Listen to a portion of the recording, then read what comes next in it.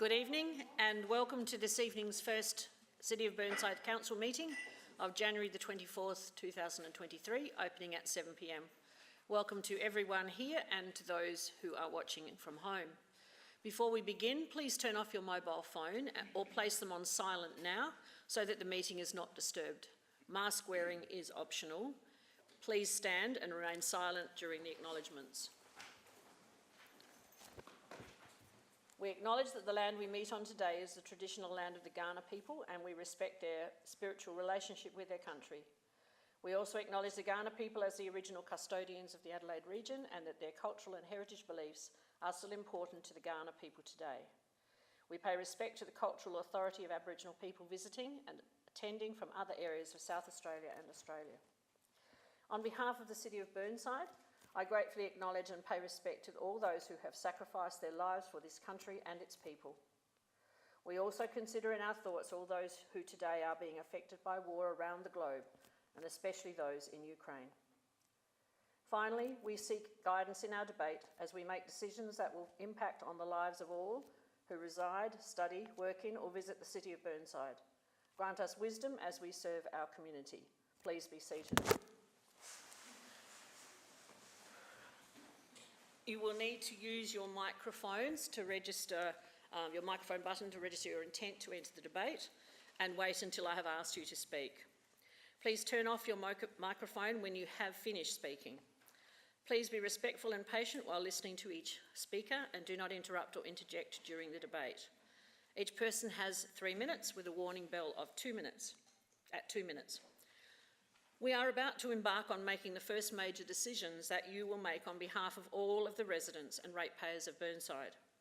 I remind you that although you were elected by a ward, you represent the interests of everyone in the City of Burnside, irrespective of age, ability, political boundary or cultural interest. And now to the agenda. I have apologies. Item 6, we have apologies from Councillors Harvey and Zing. We have a leave of absence, none tonight. Is there anyone who has a declaration of interest on any matter that is on the agenda this evening? If not, then I'll move on to confirmation of minutes. I seek a mover of the minutes from the last meeting at the end of last year. Thank you, Councillor Jones, seconded by, sorry, I need to use the microphone. It's Councillor Dawes and seconded by Councillor Cornish. Thank you. All those in favour? Against? Carried. I have to get out of the habit of looking around as well.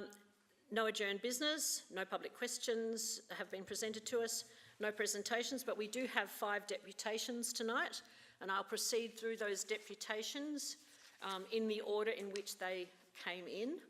I did receive 5 of them. 3 of them were before the deadline and 2 were late. However, I did accept those 2 late ones, but it's the last time I will be accepting them. I will expect a deadline for future meetings to be adhered to, but because it's the first meeting of the year, I decided to allow them to go ahead. A reminder to all of you that this is a time, and particularly for new people, this is not a time when you are asking questions of the deputies to enter the debate. It is an opportunity when they finish speaking to ask questions for clarification or ask for any information that you didn't misunderstood or needed to have further. So just a reminder, this is not a time for debating. All right, I will start with the first person, and that is Ms. Fran Parker from Kensington Park to come forward. And most of the people who are doing deputations tonight have done them before, so please, yes, help yourself to some water. And just for everybody else in the audience's sake, they have 5 minutes from when they start speaking and a warning bell at 4 minutes. I just ask you to state your name and not your full address, but your name and your suburb before you begin debating, begin your deputation, I should say.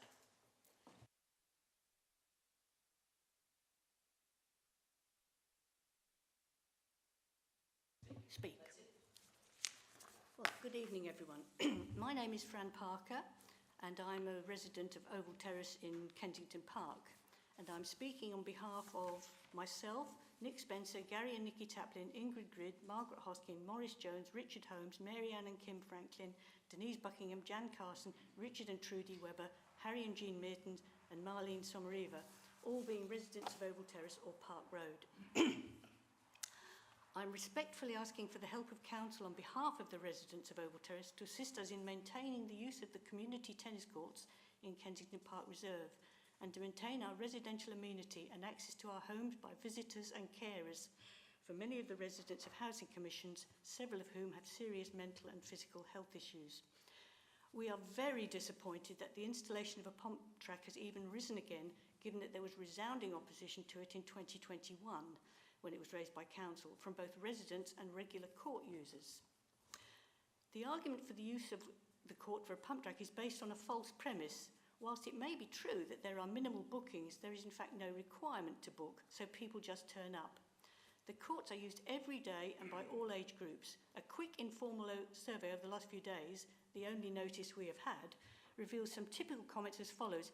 I didn't know I had to book. Are you kidding? I've been using these courts for years and never booked them.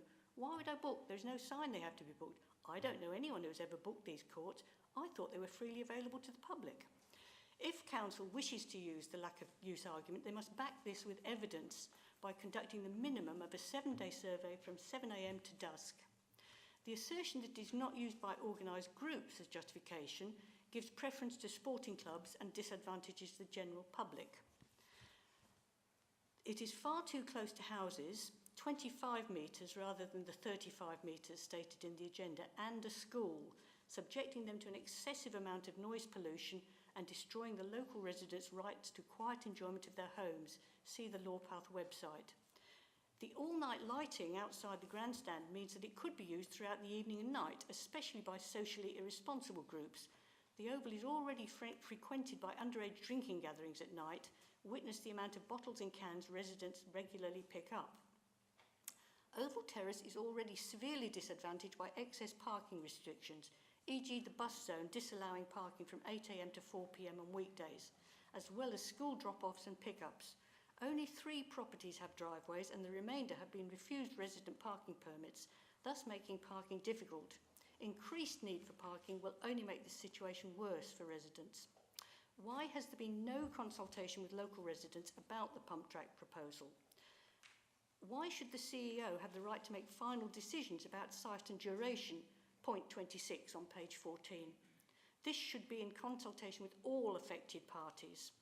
In item 27, page 14, you state that moving the pump track causes wear and tear of the track. This makes us fearful that this proposed temporary stage will in fact become a permanent location at some point. If some courts have been deemed as unsuitable because of the likelihood of costly damage to them, why does this not apply to these courts? There is a perfectly adequate skateboard park already at Wakefield Street, a 6-minute drive from Burnside. As per point 30, page 15, we believe these issues to be insurmountable and that this site should be permanently removed from consideration. In items 31 on page 15 and 41, page 16, you state that residents will be given 3 weeks' notice before the arrival. This is clearly not achievable if you plan to move the track here in February, which is next week. In any case, we should not be presented with a fait accompli in this manner. There should have been considerable consultation with affected residents and players. There are no amenities at this site. There is a toilet block in the park, but it is a considerable distance from the courts. This is not an appropriate situation for young children. The Moreton Bay Fig, adjacent to the cricket nets, is frequently used as a urinal by cricketing groups. We have no desire for this sort of behaviour to be conducted by anyone else. As an alternative, part of the car park at Burnside Council offices would be much more suitable. It provides access to many more amenities, cafe, toilets, library, etc. It is further away from housing and therefore less of a disruption to residents. The few car parks lost could easily be replaced by the use of parking in nearby streets, none of which have the parking issues of Oval Terrace. Alternatively, why cannot a slab be poured in a more suitable location, thus preventing disturbance to residents, maintaining the use of all existing tennis courts and eliminating track removal costs? Where is the business case for all of this? Thank you. Thank you. If you remain there while, in case there's anyone who wishes to ask a question. use your microphone? Thank you. Councillor Davey? Thank you. Thank you for coming along tonight, Fran. Could I just clarify how many people you're representing? I couldn't quite hear you at the beginning. I'm sorry, I wanted to make sure I got my full 5 minutes in, so I rushed through. Basically, it's, without reading all the names again, it is all the, how can I put it, the normal ratepayers in the street, every single one. As you know, the end of the street, it's Housing Commission, and so they're not technically ratepayers. But it's all of those people, some of whom are here tonight, and a couple of residents from Park Road. Thank you. I'll just correct you that the Housing Commission people do vote and do have the same rights as everybody else. Yes, even though they don't technically own their property. They're very unlikely to engage in this process, though. But thank you for coming along. You're welcome. Right, I'll move on to the next step. Thank you very much for coming along, Fran. And the next deputation is Ms. Rochelle Martin.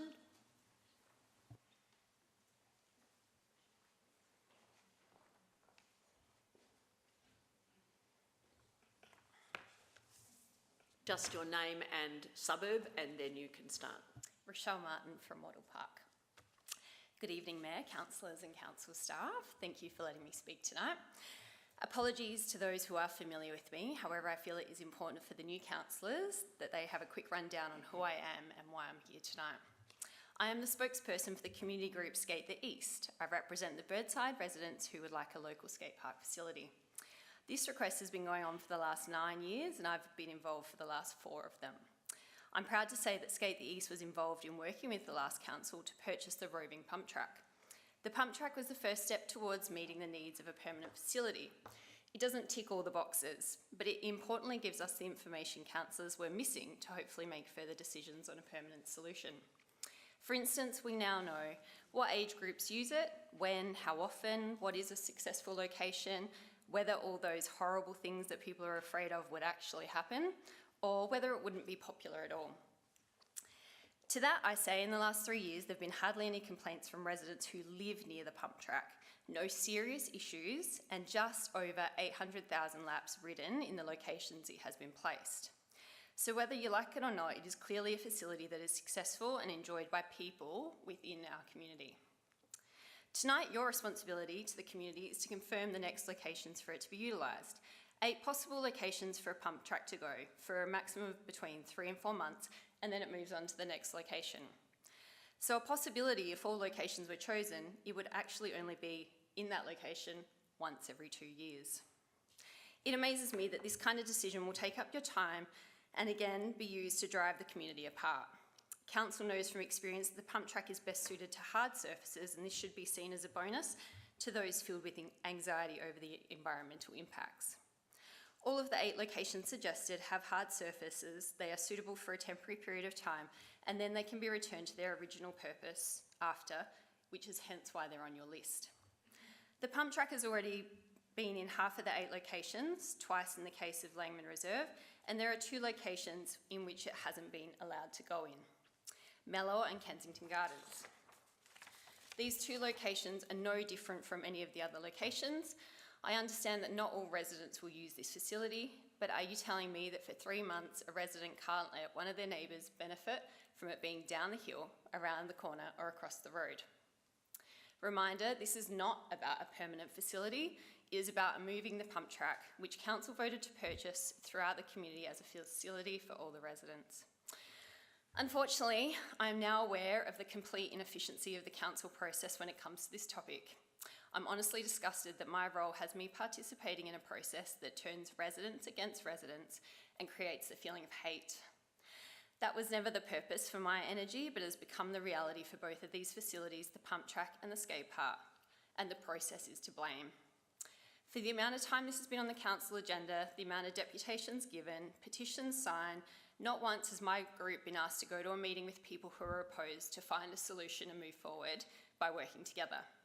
The only time for and against parties meet is in that corridor for their 5-minute deputations, or they are subjected to online comments which are not proactive or helpful.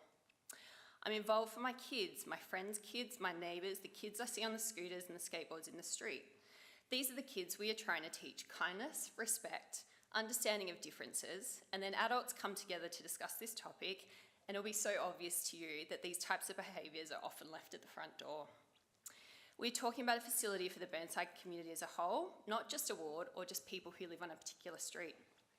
In closing, only 30% of Burnside residents participated in the Riesel Council election, and to be in the position you sit tonight, you only received between 350 and 700 votes from residents in your ward.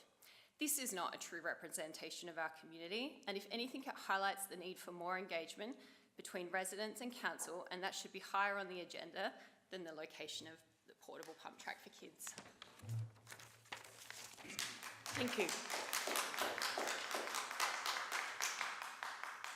I don't have anyone here wanting to ask a question. Yes, do. Councillor Davey. Thank you, Mayor. Thank you for coming along, Rochelle. I just wonder why you didn't run for council yourself. That question's totally irrelevant. After the 4 years... No, it's irrelevant to the reason that you're asking a question. I'm happy to answer.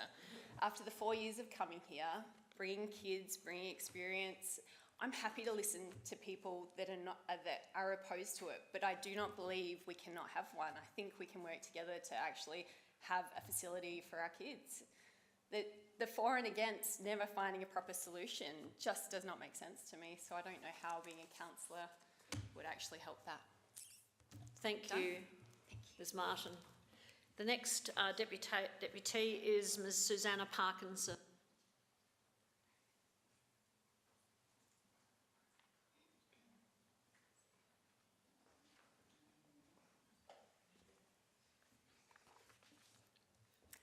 Good evening. My name is Susanna Parkinson. I'm from Kensington Park. Good evening, Mayor, councillors and council staff. Thank you for letting me also speak this evening. I am here as a local resident, a mother to kids who ride, and also the owner of a local business. I thought it would be beneficial to hear my thoughts on the pump track from these different perspectives. My business is outdoor group training, OSX personal training, which has offered ladies-only sessions for over 10 years and have recently added OSX men's sessions and also OSX kids sessions, which have been a great hit. I run my sessions at Kensington Park Oval, where Pembroke School is, and also Unley, Walkerville and McGill. The majority of my sessions are at Kensington Oval 3 to 4 times a week in the early mornings, mid-mornings, and also some personal training sessions around lunchtime and sometimes in the evenings. So you could say I spend a lot of time there, and I'm super passionate about the area and also about people, adults and children, keeping active. I've always been a great supporter of the pump track and the need for a skate park within the Burnside Council area. From a business perspective, I can personally say that when the pump track was temporarily located at Kensington Oval, it was an awesome facility to have. It definitely allowed for slightly older kids than what the playground caters for to use in that same space. I could see it giving the kids some independence while their parents walked their dogs around the oval, the older kids played football and they played, making the family exercise routine more appealing to those 7 to 14-year-olds. It was really busy all the time, and the kids have this excellent way of using the track with multiple other kids on at the same time, allowing for different abilities and encouraging and helping each other out, and that made my heart sing. My girls loved riding it just as much as my son did. It's really important that we encourage kids of all ages to be active and also be in the outdoors, as it helps them to develop excellent hand-eye coordination and set up healthy relationships with exercise, which is just as important for when they become adults. We all know these days exercise is not just about the usual football, cricket and tennis, etc. It's about supporting all interests as best we can. I never once encountered any issues with the pump track, and my clients, who are 99% locals, made many comments about how great it was to see such a wonderful facility for such a broad range of children. As for my family life, my 2 girls, Octavia, who's 13, Daisy, who's 5, and Banjo, who's 11, we are really active and we're always up for outdoor activities. While all the kids have used and loved the pump track, we have even organised friends catch-ups at the track on weekends. Banjo is currently fixated with his skateboarding, and when we're not out doing something as a family, it would be really great to have the pump track back in our area for him to ride to on his own for practice after school and on weekends, rather than on the street. As parents, we are keen for him to start to have a bit more independence, and having the pump track in our area would definitely be a place we would let him ride to on his own, knowing that he would meet up with friends or with organised friendships. I do, however, understand from my children's experience at Kensington Park that riding on and off the grass was not as easy compared to when it was at Newland or Penfold Park on the hard surface, and it was particularly dusty right under the trees. So I definitely support the current proposal to bring the pump track back to Kensington Park, but hopefully on the hard surface of some tennis courts. The other locations I would love to see in the rotation would be both Kensington Gardens and even Mellor Park. A few more spots over this side of Burnside area would be wonderful. My only issue is that because it moves around, it can be really hard to keep up with where it's located if you don't see it when you drive past or when you're walking through the neighbourhood. I think part of the success of Kensington Park when it was on the oval, on the grass, was that whoever used the park for other activities, drove, walked or took the bus past, knew where it was to return to with their scooters or skateboards. I never realised it was at Bell Park, and Octavia, my daughter, attends St Peter's Girls' School. I really think we need more avenues of advertising for the times and locations, as it's not often I'm on the council website or Facebook page, and maybe get the kids involved with having a poster competition, an A-frame board, or promoting through other local businesses. Just an idea. Thank you very much. Thank you. Is there anyone who wishes to ask a question? Thank you very much, Suzanne, for coming in. Thank you. And our next presenter or deputy is Mr. Julian Robbins. Is it Robbins or Robbins? Robbins. Thank you. Julian Robbins, Beulah Park. Evening Mayor, CEO and councillors. Firstly, I'd like to say Happy New Year and welcome to the 5 new councillors. Congrats on the new roles and appointments. To our continuing councillors, Happy New Year and hello again. As this is now the 3rd time since 2019 that I've been asked to address council on behalf of Howard and Brand Street residents, not all, but the ones that oppose the pump track being located at Mellor Reserve.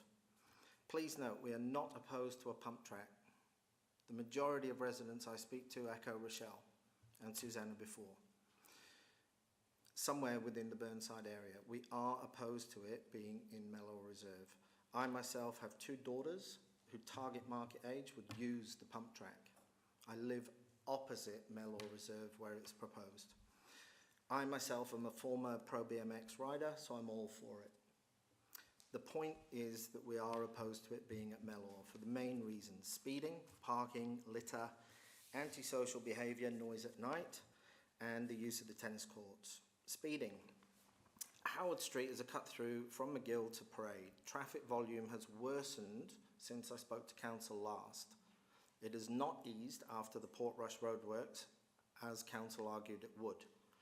After the resurfacing of Howard Street in 2021, council wrote to residents not to put white dividing lines back on the roads.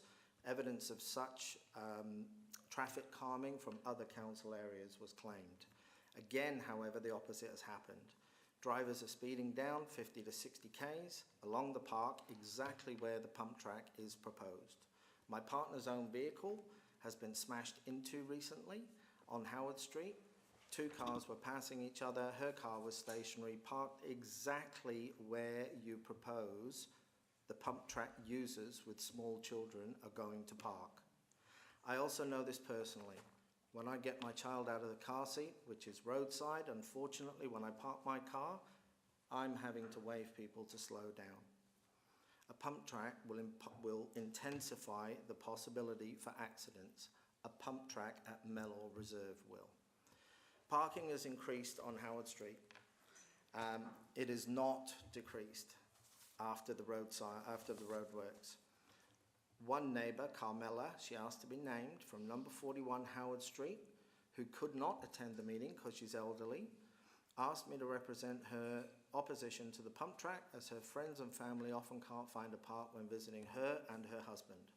Again, the pump track is likely to intensify the issue and alienate residents for parking.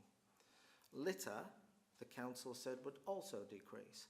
It has increased from the local McDonald's 48 flavours and Krispy Kreme OTR nearby. Antisocial and nighttime noise is a huge issue with myself and other residents. Teenagers, young adults and now adults, basketballers, skateboarders and others have often been the source of noise at night, with the clatter of skateboards reverberating around the park in the late hours. To put it in perspective, my house is opposite, but I live in the back, 55 metres away. I can still hear skateboards. On occasion, I've had to confront people to turn down music or stop skateboarding. As a ratepayer, I shouldn't have to be put in that position by my own council. Council is, even in its own recent report, anticipates this actually happening and has budgeted for temporary fencing to put around the site for months, ruining the look of a beautiful park, reducing it to no more than a building site, and using ratepayers' funds to do so and reduce the look of their own area.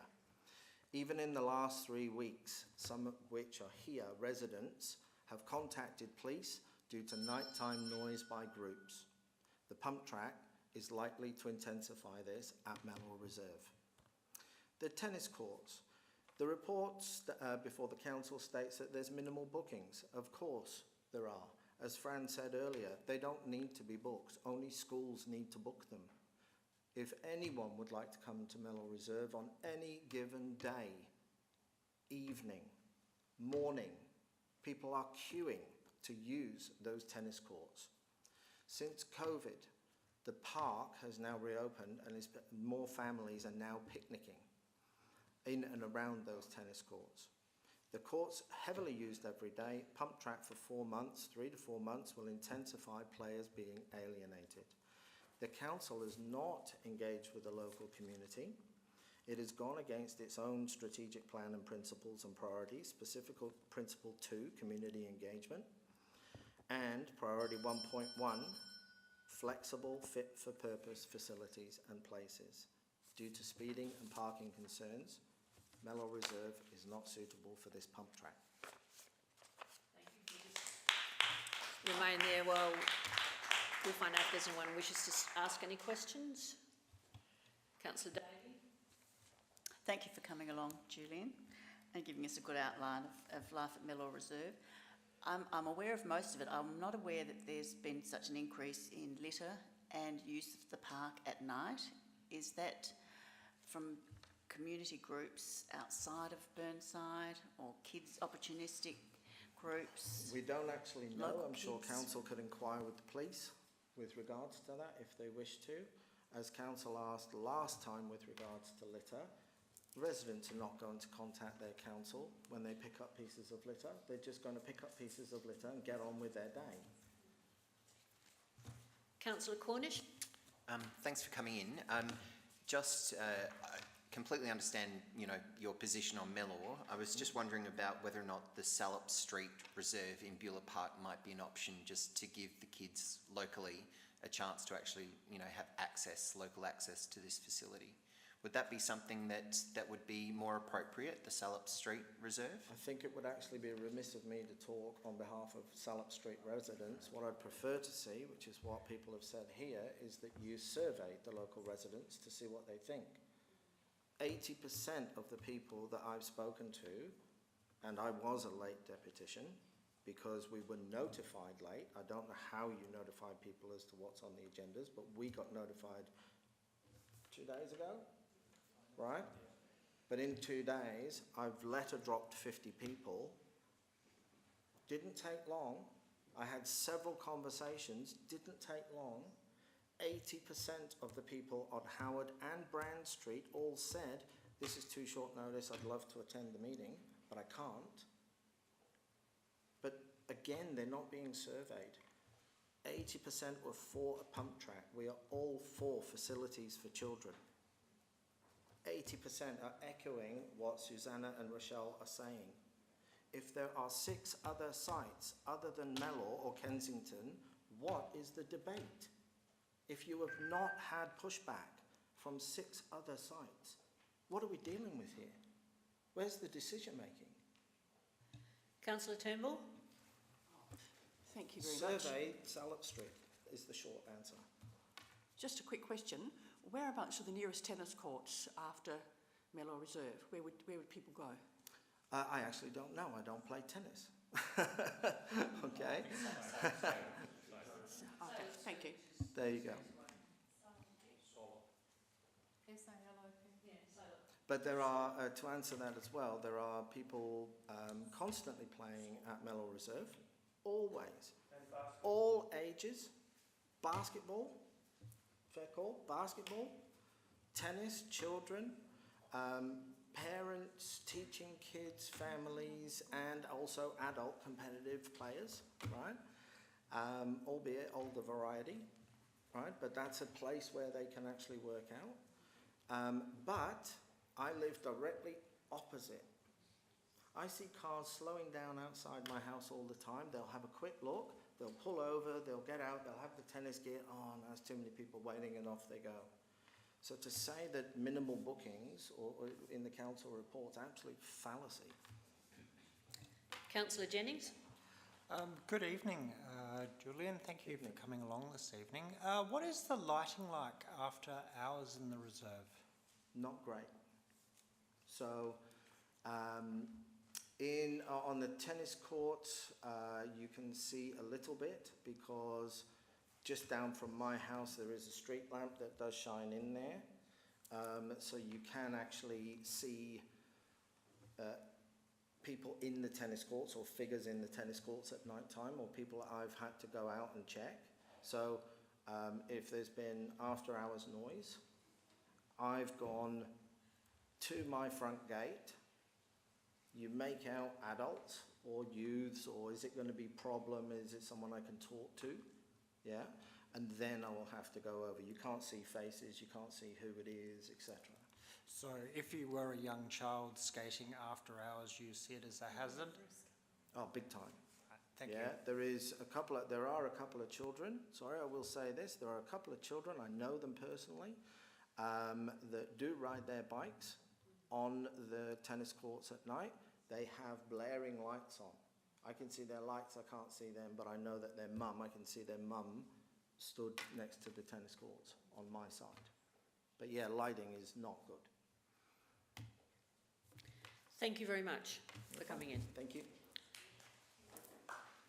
We have one final deputation from Mr. Ryan Spowett.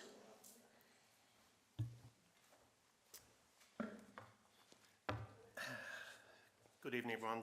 Thank you for allowing me the time again this evening to discuss my deputation. Ryan from Beulah Park. I was a bit disappointed to read again at the short notice of the intention of recommending Mellow Reserve to be included in the rotation of the pump track without public consultation. I strongly believe that public consultation is required, even though it's not a permanent fixture, as there are quite a lot of residents in both Howard and Brand Street which are opposed to this for many factors I've presented previously. I provided a breakdown over some of the concerns in my deputation back in 2021. I understand as per deputation rules I'm not allowed to use these again, but as some of you are new councillors, I did email through some of my concerns in regards to the tennis courts being heavily used, the assessments that were done in the area, parking and things like that. So I hope you've all had a chance to read it. My partner and I live directly opposite the tennis courts, like other residents who live within proximity to the courts. Probably I'm around 20 metres. We're concerned, as outlined, that many factors that we encounter now will, and in some instances, have become worse if the reserve is chosen as part of the rotation. As we've stated, the tennis courts can attract undesirable attention at nights. Occurrences have been with teenagers and others who have in the past vandalised items on the court, setting fire to things on the court. One night, a car turned up, threw a witch's hat on the court, put a cracker in there and blew up the witch's hat, and it caught fire. You hear drunken behaviour at certain hours on the court. There was documentation about the pump track being fenced up and locked up, so this indicates to me potential that there's an expectation possibly of this behaviour and creates more of a concern for our property and safety. Howard Street is used as a thoroughfare quite frequently for traffic to travel between McGill Road and the Parade, noticeably increasing. There's erratic drivers at times who speed up the street. In some instances, these drivers, they're not being careful, and it's a concern to have a pump track there. The traffic issues with the pump track, with parking on both sides of the streets heavy at times now, it makes the street quite narrow for cars in both directions. Given the lack of parking there is now with the utilisation of the park and businesses on McGill Road. Parking's worsening for people visiting those businesses, the kindergarten, using the park. So it leads to other issues which has been expressed by Julian with, for example, the rubbish being discarded. There's times where sometimes the cars are so close to the border of our driveways it sort of creates problems for us to enter and exit the driveways. Basically what my point is that to please make the decision to consult the residents first before making these decisions. As ratepayers, they deserve to have their say and voice concerns. This would be appreciated. Please make sure there's sufficient assessments that are taken out regarding the use of Melor Reserve that will support the concerns that we're providing to you. Hopefully there's other alternatives for suitable areas where there's a much larger area to use away from residential housing, which are not heavily used, such as Melor Reserve. So, thank you. Thank you. Does anyone wish to ask a question? Councillor Dawes. Ryan, Yes. I've reread your 2021 email to us. It seems to me that it's a very noisy park. That's what you're saying. There's bikes, basketball, tennis, playground, even jousting that occurs. I'm trying to understand all that because it's a fairly open area. And is it noisy, or is it just that on certain occasions during the day or week or weekends that it does become noisy? There's times where it can be really noisy. There's people playing tennis early in the morning. There's children that are playing there at night, in the mornings and things like that. So yeah, you can hear all sorts of noise. Yeah, I'm trying to compare Melor Reserve to other reserves, and I'm trying to get the balance there as to why you have highlighted that as an issue. Because it can be disturbing at times with the level of noise that can come from the park, depending on how many people are there. And I just think maybe the pump track's going to exacerbate that noise with children skating on the park and yelling and all that sort of stuff. So. No, you can't. Okay.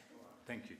That's why you have a deputy who is doing the speaking on your behalf. Otherwise, I would have to allow every single person in this room to have a say, and that would interrupt the flow of the meeting.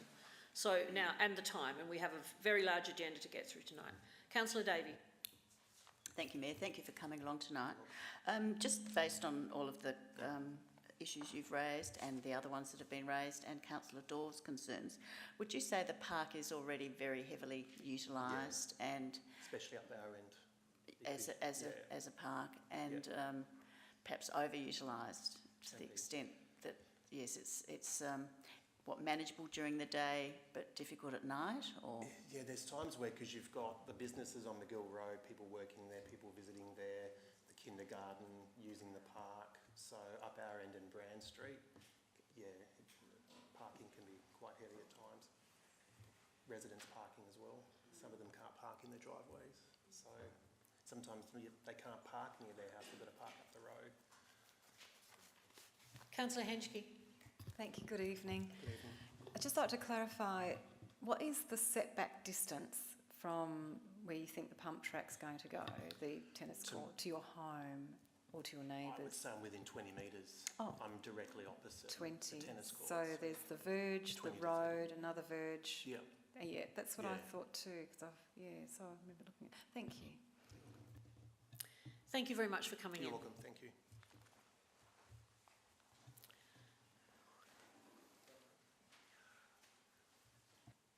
Right, now, as usual, I will go through each of the reports and seek someone who wishes to withdraw, otherwise we will vote on them straight away. So the first one is 11.1, the pump track location. Councillor Davey. Submission planning Excuse system? me, and myself. No, Karen. there's only one person is recorded as the Okay. mover, right, and that's the person who's withdrawn, so that's councillor Davey had her name on the list first. 11.2, submission planning system, councillor Henschke. 11.3, council member complaints. We do need to discuss this tonight. Thank you, councillor Dawes.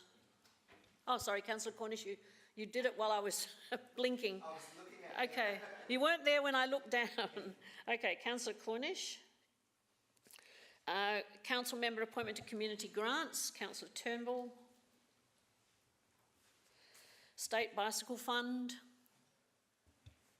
councillor Davey. Council Training and Information Session Plan, councillor Davey. Internal Audit Plan, councillor Davey. Nomination of Local Government Representative, we're up to 11.8, councillor Cornish. 11.9, Finance End of the Month Report. Right, then I only seek a mover. Councillor Dawes, you wish to move it? I'll move it, thank you. And seconded by councillor Cornish. All those in favour? Against? Carried. Thank you. Mayor's Activity Report. Councillor Turnbull, happy to move it, or do you want to ask a question? Moving it, seconded by councillor Cornish. All those in favour? Against? Carried. Chief Executive's Report, 11.11. Councillor Davey. And that's all. Before we get started on these, obviously we're going to go through these in order. There are some here that must be done tonight. So depending on how long we take with the first item, we might have to move a few of them forward and change the order, because there are 1, 2, 3, 4 that must be must be decided on this evening. So we'll wait and see how we go with the timing for after this particular report. All right, councillor Davey, you have an alternative. Thank you, Mayor.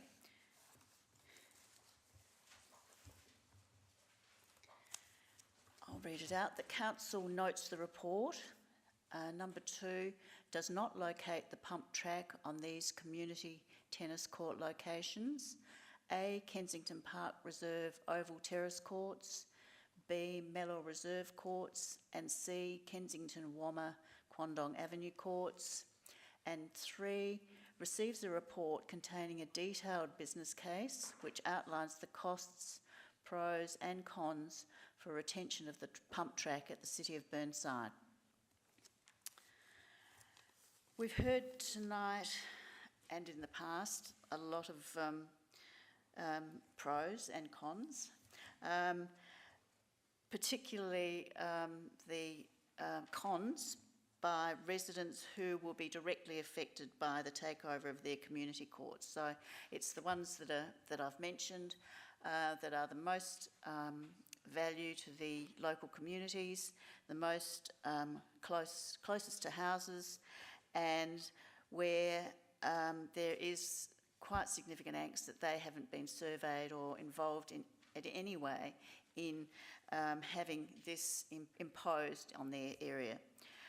It's again, in terms of the issues I'm hearing, are their residential amenity and the closeness to these sort of the pump track, so close to them, but it's also predominantly because they will lose their tennis courts and their community tennis facilities, which they don't need to book, but they use constantly, as we've heard, and I believe this is the case too in Kensington Wammer, that they constantly use these courts and weren't expecting, with all the arrangements they've made for their informal tennis parties and tennis games, to be used over summer.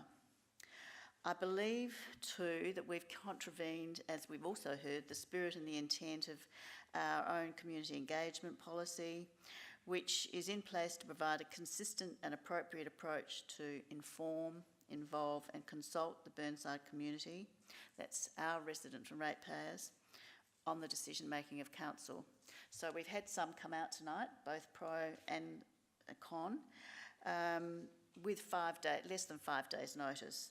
I think we could do this a lot better. I think for something like the pump track, we should be surveying, as we've been advised, we should be surveying residents, involving our residents, engaging our residents. Quality community engagement is critical to informed, successful decision-making of council. That's what we say in our policy. Location of the pump track at Oval Terrace as proposed from February, which is next week, or in 2 weeks, will alienate this highly utilised court. The Miller Reserve courts, we've heard, are located in a very similar situation, and the Kensington Wammer courts. I think what we now, to my mind, we have not had a business case put to us about the pros and cons of the pump track. We've accumulated, financially, we don't really know how much it's cost us. It cost us over $70,000 to buy, I believe, and we think it's costing $10,000 to $20,000 a year to run, but we don't know. There's no business case. So I'm asking for your support for us to do this, so that we actually, if we're going to keep it, that we make sure it's safe, well utilised, well resourced, and that we're getting value for money, and that we're engaging our community while we're doing it. So hopefully you'll support this. Thank you. I seek a seconder.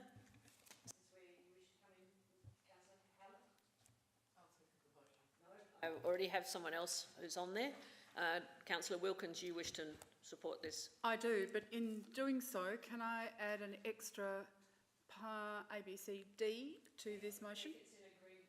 If it's in agreement with the mover. Simons. Yes. Simons and Simons, reserved paved court area. D, I would add that to this particular motion. Would you like me to explain why? Well, first of all, I'll second the motion and add that vote. agree to the addition? Simons and Simons? But it's a significant change. It's an I'm extra. happy with that. All right, now you're going to speak to the motion? Yes, please. Today, when reading the agenda, I looked through this, and having been at Simons and Simons Reserve when the pump track was there, I thought, it wasn't, any time I was there, it wasn't being activated.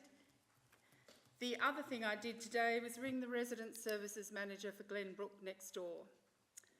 And she advised me that the concerns of the residents, and there were many comments not in favour of the pump track next door. There was minimal notice of the pump track arriving at this particular site. The residents found it was too noisy, and 4 months was definitely too long.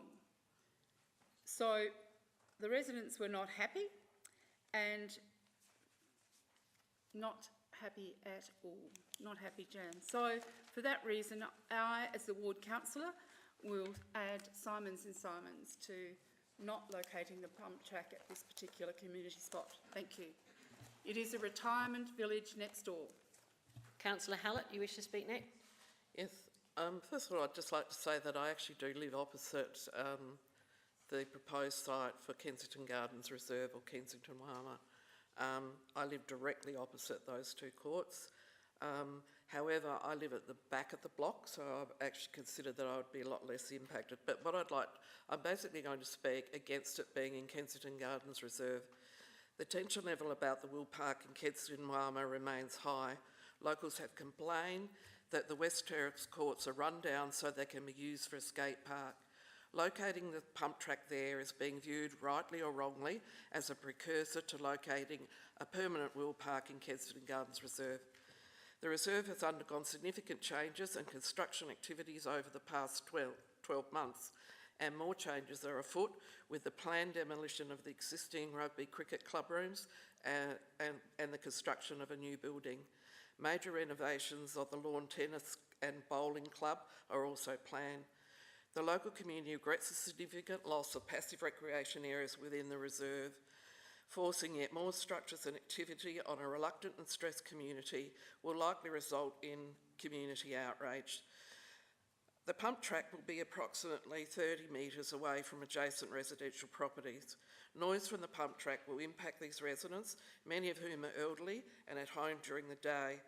Research identifies that 100 to 200 metres is the recommended distance from adjacent residential properties for skate parks. A noise study identified by the City of Frankston found unacceptable noise level carried as far as 200 metres. The recent development of the joint use track around the reserve already provides for wheel-based activities. While we appreciate no matter where the pump track is located, it results in displacing current users, it remains that the two courts in question on West Terrace experience a high level of usage across the week and especially on weekends. Relocating the pump track to Kensington Wama will further distress an anxious community and will further undermine the community's trust and respect for council. Councillor Corn.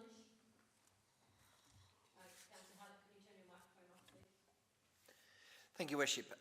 Just in relation to the motion that's actually presented, we've only got locations that it can't be located at.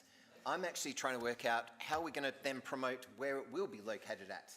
Because there are no locations to actually indicate to our community where we're planning on potentially putting it for the next couple of years.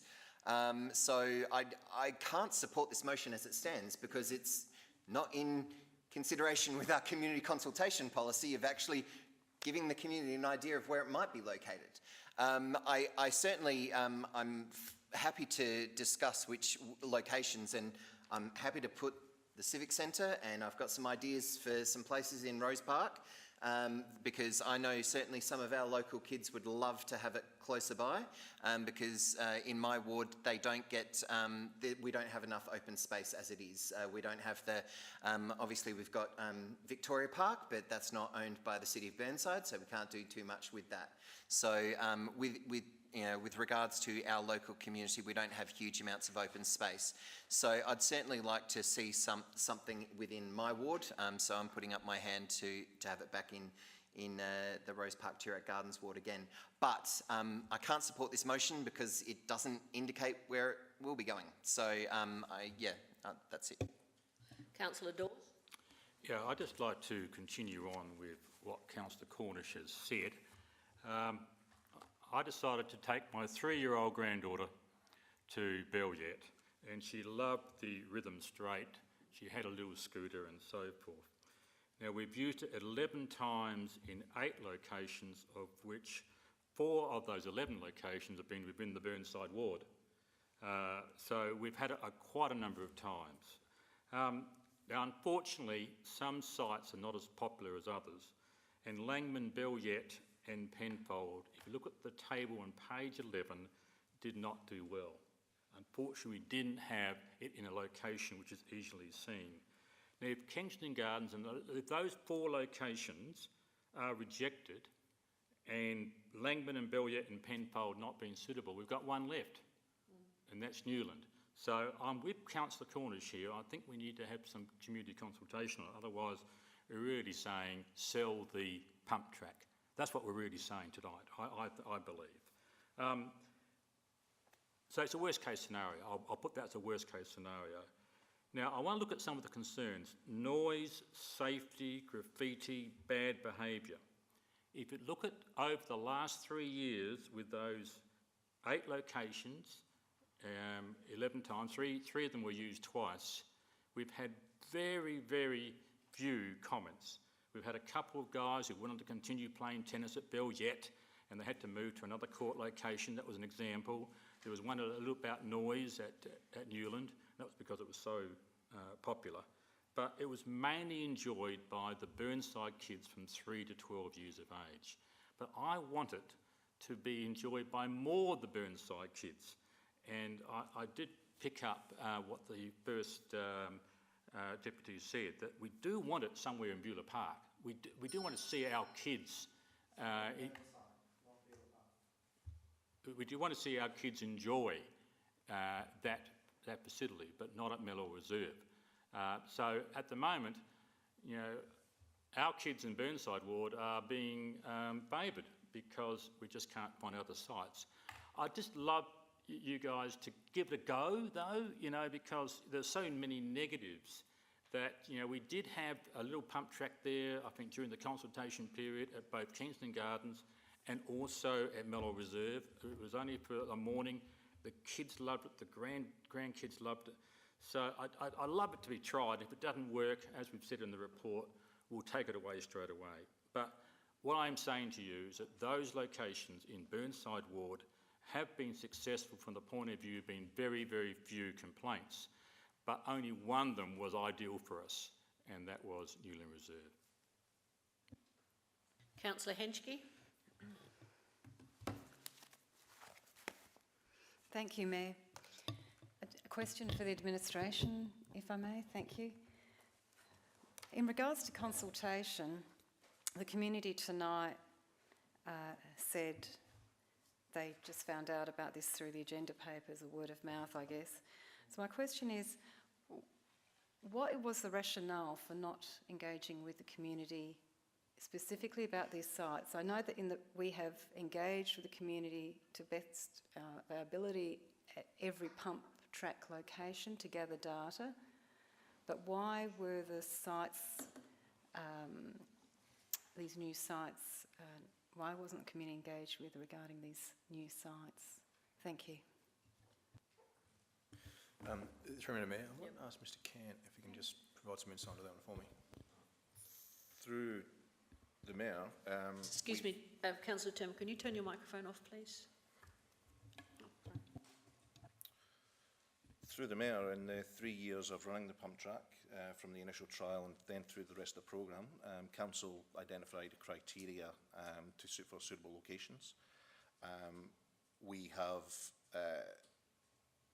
changed the criteria through learnings as we proceeded to find the best locations, but we've never consulted with the community on any of the locations over the last 3 years prior. Council has made a decision for the temporary facility and then consulted the community of its decision following. Do you wish to speak as well, or just ask the question at this stage, Councillor Henschke? Oh, thank you for the opportunity. Yes, I'll briefly speak in support of the motion, although Councillor Cornish has pointed out, for clarification, it would help the community know what the locations would be. But nevertheless, I do feel that, yes, it's a very operational decision, I suppose, that was taken to select the sites. However, we've learned that it does impact everyone, and thank you for all your for coming out and spending your evening with us, part of your evening. So thank you. Now, Councillor Turnbull. Oh, thank you, Mayor. Well, I seem to be following on from Councillor Dawes, perhaps echoing him, but the pump track has been hosted twice at Langmans Reserve and twice at Penfold Park. The report states that the order of positioning is at the discretion of the CEO, but there's two sites who haven't been hosted, and that was Mellor Reserve and Kensington Wyma. Now, it's an equity issue to me. Those children really should have access to a pump track. And I think that the fears of all the residents from these venues has been exaggerated perhaps, because in our area, Burnside, we haven't had any. There were Belliot Reserve, 2 complaints before the installation and only one since. Sorry, none since. And if you go up there to look at it, you'll see it's mainly the little children who are using it now. They ride their bikes around the pump track. They don't actually go on it too much, a little bit, but they seem to be using their wheels around it. And you know, the novelty seems to have worn off a bit with the older children for the pump track. I think you'd be quite surprised to find that with their parents trailing along and their grandparents trailing along, they're pretty well behaved. There's no litter issues up there, hasn't been anything, and it's been there since December. So I think perhaps, and also I do question in our reports the number of laps that they do, because a 4-year-old from a kindergarten worked out how you can increase the laps by just putting your hand there. So I just do wonder about that one. So, but with regard to Mellow Reserve, it sounds as though the community needs to get together and get those courts locked at night anyway, whether there's a pump track there or not. Yep. Lock them up, get the ranger to come and open them up and lock them, because it sounds like it's too noisy and horrendous. And I think you wouldn't find a pump track, the little kids would be gone home to bed by like 6 o'clock at the latest. So I won't support that motion either. Thank you.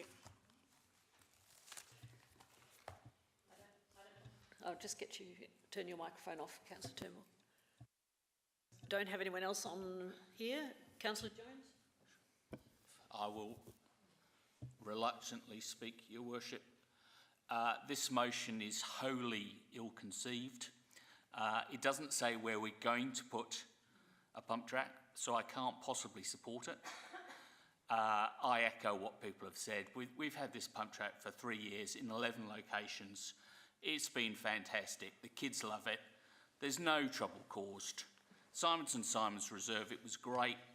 There was one complaint from a grumpy old geezer. Frankly, could have been me. I'm a grumpy old geezer. This motion's making me grumpy, that's for sure. Point 3, Councillor Davey, I mean, the bloody thing costs $60,000. It's cheap as chips. We've more than got our money's worth from it. We should be buying more of them, frankly. They're excellent value. The notion that we're spending vast amounts of money maintaining the pump track is just nonsense. We've got field staff who employ anyway, have to take it down and stick it in a truck and move it and put it together again. I mean, it costs nothing to run, and the amount of pleasure given from an asset we've already paid for is enormous. It beggars belief that you could want to scrap it. I know you hate the bloody thing, but this is not a permanent skate park. It's a rotating thing for small children. You know, no older children are using it. It's not a Trojan horse for a giant skate park. It's a small thing. It's as impactful as some swings or a slippery dip. Frankly, it's a small children's plaything, and I'm just astonished at how people can say it's going to cause all these social ills. And as Councillor Turnbull has said, some of these ills sound like they're there already, and perhaps we should do something about them, but they're certainly not going to be exacerbated by the pump track. So I will be voting against this motion, and hopefully it will get voted down, and we will put up the officer's recommendation. And then, frankly, this is an operational decision. Let the CEO decide operational matters. We shouldn't be bogged down with this. What are we going to do next? Are we going to tell the field staff when they can go for smoko? It's ridiculous. We just reject this motion, pass the officer's recommendation, and let's talk no more of it. Councillor Hubel. Thank you, Your Worship. And Narmani, greet you all this evening. I can't support this motion that we've been given this evening. I find it, I mean, the reasons that have been given before, I won't repeat, but I see it as highly contradictory. And I guess the logical argument I wanted to point out was we are doing the wrong thing by not consulting the community. Well, this motion does just that. It undertakes an action without consulting the community. In that there are sites that will be excluded, and there are portions of the community that are going to miss out on the use of this asset. So I just find that it's a glaring logical hole that seems to be the large basis of this motion. Not everyone likes decisions that are made. The beauty of this asset is that it's a temporary decision, that it moves around the community. And it is an asset that, from its use so far, has been overwhelmingly more positive than negative in the locations that it has been. Overwhelmingly more positive than negative. So where the cost and the benefit need to be shared, and this is an asset that belongs to all members of the City of Burnside, just like the reserves belong to all members of the City of Burnside. And sharing the benefit and the cost of this asset is the right way to go. So I don't support the notion of us excluding sites. I certainly would be interested in ongoing commentary around the suitability of this asset, but quite frankly, I don't see the need to revisit this, what has been a successful asset that's been used in the city for 3 years. So I hope we can have this motion defeated and we can look to the officer's recommendation and move forward.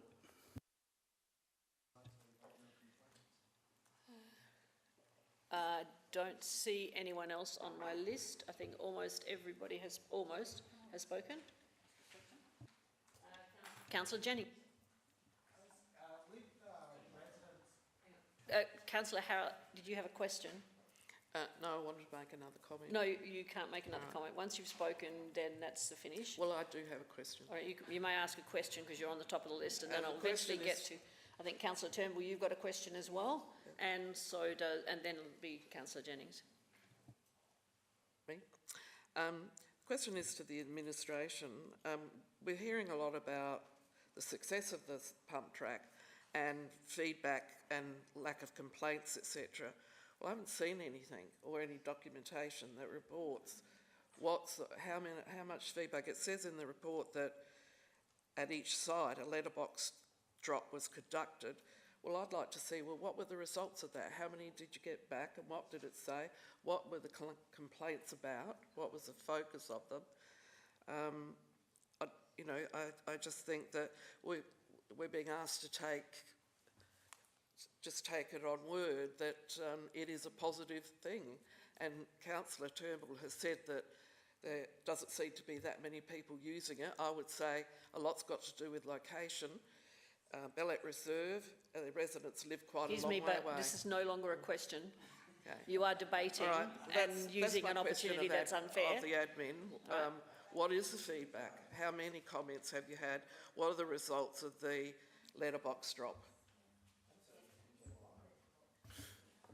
Excuse me, those comments are not necessary and they're inaccurate and inappropriate. Excuse me. I know. Madam Mayor, I might just refer that to Mr. Cant. Through your worship, the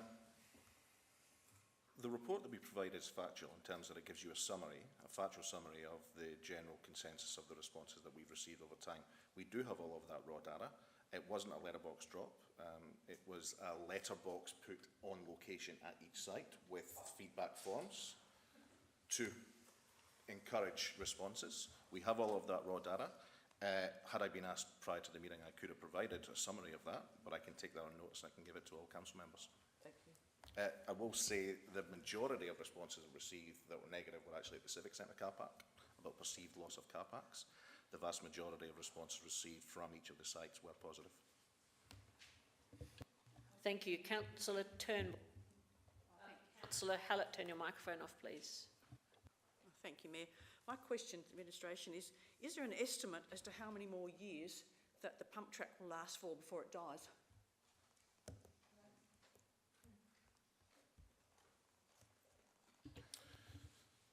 Through your worship, we purchased it in 2020. It was an estimated life of approximately 10 to 15 years through the business case that was done at the time. We last had it assessed 12 months ago by an engineer, and we do weekly inspections and also assess it properly every time that we pack it up and set it up again. Our next scheduled assessment will be 2 years following the last one, so in another 12 months' time, unless there's reason to bring that forward. But we see no reason why we can't get up to 10 years out of it. Councillor Jennings.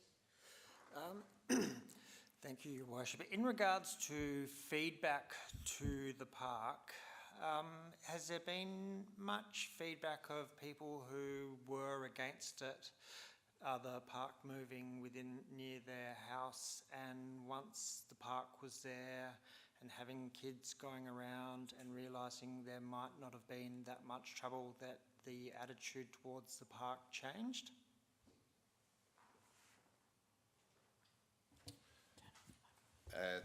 Through my experience, through the Mayor, most complaints came when the initial consultation occurs to say that a location will become a pump track location. Once the pump track is in location, the complaints usually die down. As I said earlier on, the Civic Centre was probably the one that we got the most complaints from at the time. But as I said, the fear is often before it goes in, and once it's in place, the complaints die down. The one exception to that was at Newland Reserve, as Councillor Dawes mentioned, and that was the one time that, due to its popularity and the noise, that we did put up temporary fencing at that location at that time, and that resolved the issues completely. Just to clarify that for those residents here, that was so that it could be locked at night to prevent after hours use, wasn't it? That's correct. Thank you. Councillor Corner. Thank you, Worship. Question as well. Obviously, I've spoken. And it's leading on from Councillor Hallett's sort of questions regarding the consultation. It's my understanding that once a list has actually been approved by Council in terms of which parks it will be rotated through, does consultation happen prior to the facility moving to that park, and that feedback is considered. Is that correct? Yeah, through Madam Mayor. I think it's in the report, talks about ideally 3 weeks prior, the residents will be letterboxed to notify them of the impending arrival. So can I follow up, a follow-up question? So if a park has never actually been on our rotation before, they would never have had the opportunity to participate in that community consultation? Through the Mayor, that's a fair point. Thank you.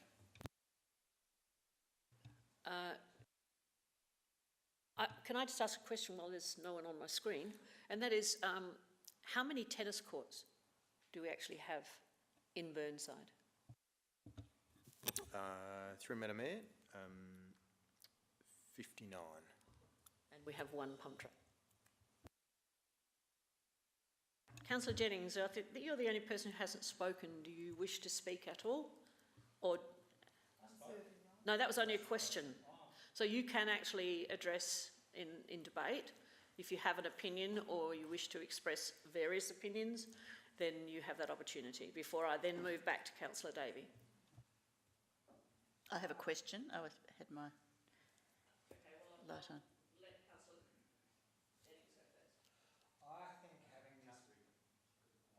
Councillor Davey, can you just turn your microphone off? Because I had my light on. No, I had already I was addressing Councillor Jennings because he didn't understand what was happening, and I think since it's only second council meeting, he needs to understand. I will come to your question as soon as I've given Councillor Jennings the opportunity to either ask another question or to speak. Thank you, Your Worship. I think I will say this portable pump track is a magnificent idea, and it is great to hear these stories of kids getting out and grazing themselves, having fun, because this is how kids learn. But I think the consultation with the community is lacking, and we need to listen to the community and communicate our ideas for the future better. Thank you. Now, Councillor Davey.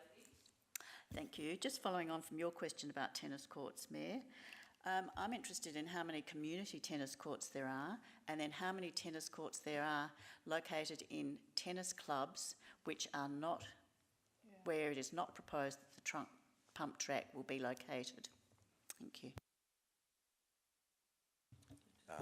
Madam Mayor, I'll have to take that one on notice, I'm sorry. I'll have a follow-up question. Go on then. Could I ask them why the locations do not include any of the tennis clubs around the Burnside community, of which there are many, with multiple tennis courts, why we haven't chosen them. Newland Park was used, and it is a tennis club site. I'm thinking of, yes, there's a whole range of them. There's Kensington Gardens clubs. Well, there's not suitable on Toorak lawn. Gardens. There's a whole lot of clubs. Not suitable on lawn, but you're thinking of ETKG perhaps, possibly. Oh, and but Beaumont that's Tennis well and Club truly and utilised. Okay. Anyway, there's a whole lot of that's still my Kensington question. Wama. So, all right, I'll leave it with you. Madam Mayor, I'll just ask Mr Cant to give us some insight into that one. Through your worship, as was correctly said, some tennis courts with shared use licence versus community use facilities have been suggested for the pump track, such as Newland Reserve. Some of the tennis courts that you're referring to are under a exclusive lease with the City of Burnside. So you would need to consider the lease conditions as part of that agreement. And there's certainly something we can look at into the future. However, we would have to negotiate directly with lease agreements that are already in place. Right, since there's no one else to speak, and I will go back to Councillor Davey to summer. Thank you, Mayor. As has been outlined, this whole process is, I believe, very unfair and very inequitable. We have community facilities singled out. There's soft targets, they're very easy to target and just say, we'll plonk the pump track here for 4 or 5 months, even if it's in the middle of the tennis season, with the height of the summer season. I'm just thinking of February for 4 months for the Kensington Park Oval Terrace courts. I think it's totally inequitable that the community courts have been selected. There has been no consideration in all of these 3 years that we use our highly paid and highly funded from our ratepayers' money community tennis courts and tennis clubs.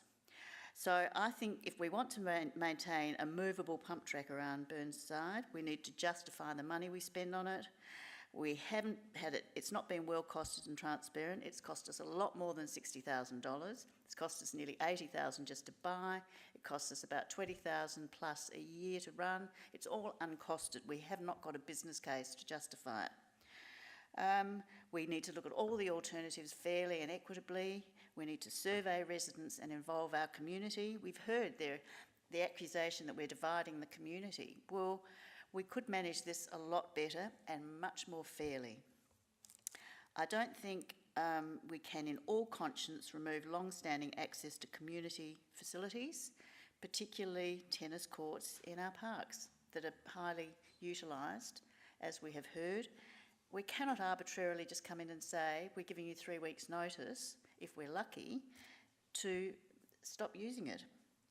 I think it seems from what we've heard tonight that the older children of Burnside, and I'm all for kids being out and about and off their devices and in the public domain. The older kids are probably already heading to the new skate parks. There's one in the West Park lands, there's Ridge Park that's been upgraded, there's the Wakefield Road skate park, and there's Campbelltown have got a skate park. It seems to be it's the young kids who use the track. They also use the tennis courts, they use the paths in our parks. It's not as if we're depriving our young kids of places to ride their trikes and learn to ride. I just think we need to be much fairer, much more balanced and much more businesslike in our management of the pump track. I think in terms of good governance, we owe it to our community, and I think we should put the pump track in storage or else located at the Civic Centre car park. So what if we displace a few of the staff car parks? That's unfortunate, but I think we should locate it there if it needs to be somewhere until we can have a proper business case and our community can be consulted. So hopefully you'll support this motion tonight. Thank you. All in favour? Those against? Right, the motion is lost. Division has been called. Now, just for the new members, if you voted in favour, please stand. Councillor Henschke, Councillor Hallett, Councillor Davey and Councillor Wilkins, and against Councillor, remain standing please, Councillor Cornish, Councillor Turnbull, Councillor Dawes, Councillor Hubel, Councillor Jones and Councillor Jennings. The motion was lost. Now we need to a new motion, whether you go with the original report motion or some other variation is up to Councillor Jones. I would like to move the officer's recommendation, please, Your Worship. Do you wish to speak on it? I do. Now, I'm not going to rehash the arguments of the previous debate, because I think we've gone in. I think we employ council staff to come up with sensible recommendations. I think they've come up with sensible recommendations. This pump track has been through 11 rotations. We've got a good feel for where is a good location. It needs a hard surface. That's pretty clear. There's a certain size of park or reserve. There's a certain distance from residences. It doesn't need to be 200 metres away from residences like a full-size skate park ideally would be, because it's not a full-size skate park and it doesn't have the volume of noise and activity. I think for ease of debate tonight, we should just go with the officer's recommendation. I understand what Councillor Cornish is saying about he might want to add some places in Rose Park. I suggest we do that on a different evening, or we're going to be here till 10 o'clock just talking about pump track, which I really do not desire to do. I don't know about the rest of you. And I would just like to say the Civic Centre car park is not a good location for the pump track. So can we please just forget about that? It's not favoured by people who use pump tracks, and also it takes up parking spaces. We've got volunteers in this council who volunteer their time, and there are only 5 parking spaces for them in the Civic Centre car park. They have to park on the street. I think that's very bad that we're going to restrict that even more. We've got a lot of residents, mostly elderly, who volunteer their time for council, and we can't even let them park in the Civic Centre car park, and we're talking about giving up even more parking spaces. I think it's a terrible idea, so I won't be supporting that. I do hope you'll support this motion. I think it's a good recommendation from the staff. The pump track is very, very popular, and frankly it causes very, very few problems. And once people get used to being there, as we've heard, it's just not a problem. So please support the motion. Councillor Hubel, you're seconding. Do you wish to speak now or withhold? I'll reserve my right to speak, Your Worship. Councillor Davey. Thank you, Mayor. I won't support this, as you can imagine. I think I will say again, we need a business case. We need to review the whole operation of this. It's not just a little piece of fun equipment. It's actually, in my opinion, an amusement device under the Work Health and Safety Act. I think it's high-risk equipment that keeps moving around. I'm not even sure it's highly utilised. I went to Belliet Reserve today at 11:30 in the school holidays, a beautiful day. There was not a soul there on the pump track. I think it's all overblown. I think it's been distorted. I'm not opposed to it if it's in the right situation. I've been accused of being opposed to it. But we cannot alienate our community facilities. It is totally unfair, it is totally inequitable that we take over our community tennis courts on a whim for a little used piece of pump track when the kids could be just riding around the tennis court on their trikes. I think we need to manage this much better. We need to consult with our community. We need to look at alternative sites. If, as we've heard tonight, there are other ones that people are offering and are saying are available. And I cannot see why our Civic Centre car park cannot be used for the pump track, to do it for a good period of the time while we work out what to do with it. I'm sorry if the staff have to park in the streets surrounding Burnside, which is what the issue is, as has been quoted in the report. but to my mind, they take priority over the community who will be dislodged from their community tennis courts. So I cannot agree with this. I think it's totally inequitable and poor governance. Is there anyone else who wishes to speak? Yes, I will say something briefly. Thank you. I'm supportive of the idea of a pump track for younger children, not kids, children. I don't approve of it in Simons and Simons, the small neighbourhood park right next door to Glenbrook Home for Elderlies. It is, as I've already said, the residents find it too noisy. It's there for too long, and they were collectively not happy with it before. Now, we need to do some consultation. The next door is the Children's Centre daycare. I believe they don't come in and use the pump track either. Madam Mayor, thank you. I think we do need some consultation just to get the right facts to who does use this. Find another place in our location in tightly held Glenunga, certainly not in, you can't find a space in Eastwood unless you put it on a roadside. Go to Cedar Woods and put it somewhere there. Get them to actually repair the oval and put some more fencing in it, but not next door in Simons and Simons. You have to respect the wishes of those people who have spent their whole lives in Burnside and are now retired, living next door in Glenbrook. So for that reason, I won't be supporting this.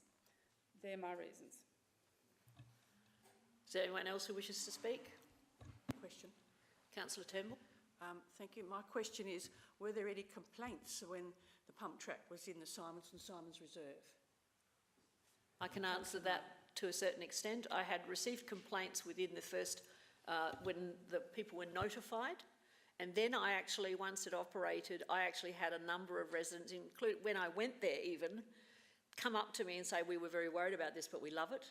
We also had massive support from the local community, from the young people, families who used it in Simons and Simons, and some people said to me, well, it stops the dog, people using it as a dog park, because when the track was there, because that's what happens to that park quite frequently.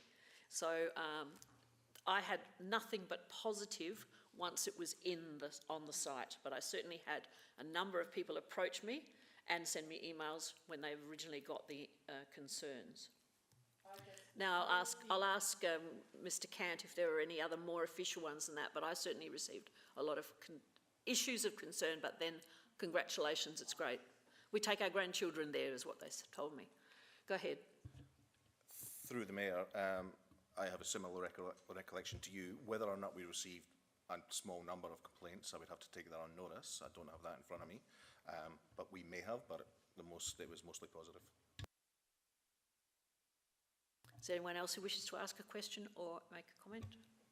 Councillor Cornish. Thank you, Worship. I suppose my question is actually to the CEO, and part one, the timings and order to be at the discretion of the CEO. How is his consideration of that discretion for some of the concerns that have obviously been raised by residents? How are you going to sort of consider them, especially if you go out to consultation and you get some serious concerns from local residents that have been raised through that consultation process? Through Madam Mayor, I certainly have to take on board the feedback that I've heard this evening. So I am going to consider that seriously before it's certainly put in any of the, I'll say, the 4 locations that have been talked about this evening. Part 2 certainly gives me the discretion to amend the list if I feel it's not going to be appropriate. And I must say, in my approach going forward, I do not want to create division in the community. So I'll have high regard for that, with the view to locating it in locations where it's going to have a harmonious outcome rather than cause division. Councillor Davey, do you wish to ask a question? Thank you, Mayor. Yes, I do have a question. Just following on from Councillor Cornish's, are we actually proposing that the residents will be surveyed before this comes to their vicinity and have a say, or are they going to be told that it's arriving in a week or two? That's what I'm not clear about. Through Madam Mayor, with this motion, it's not given me instruction to undertake consultation prior. Having said that, as I said before, I'm actually going to treat this evening and the feedback I've received as a form of consultation, if you like, and take that on board before I make any final determinations about locations. Thank you. Councillor Hen. Yes, so adding to the last two speakers, I similarly had Is this a question questions or a in my comment? mind, and my question to the administration, the CEO, is this, what you've just described there, that you would take into consideration this as consultation. It's a level of consultation. What level of consultation do you regard this tonight? Is it sharing? Is it consultation? Is it planning together? Is it acting together?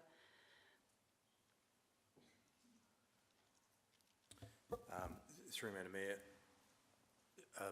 to be fair, I don't really want to put a label on it, but what I want to make clear to the community members that have come out this evening and also the elected members is that I'm going to actively listen to what the community shares with me. My question, follow-up question, please, Madam Mayor. So my question is, would some of these locations not happen?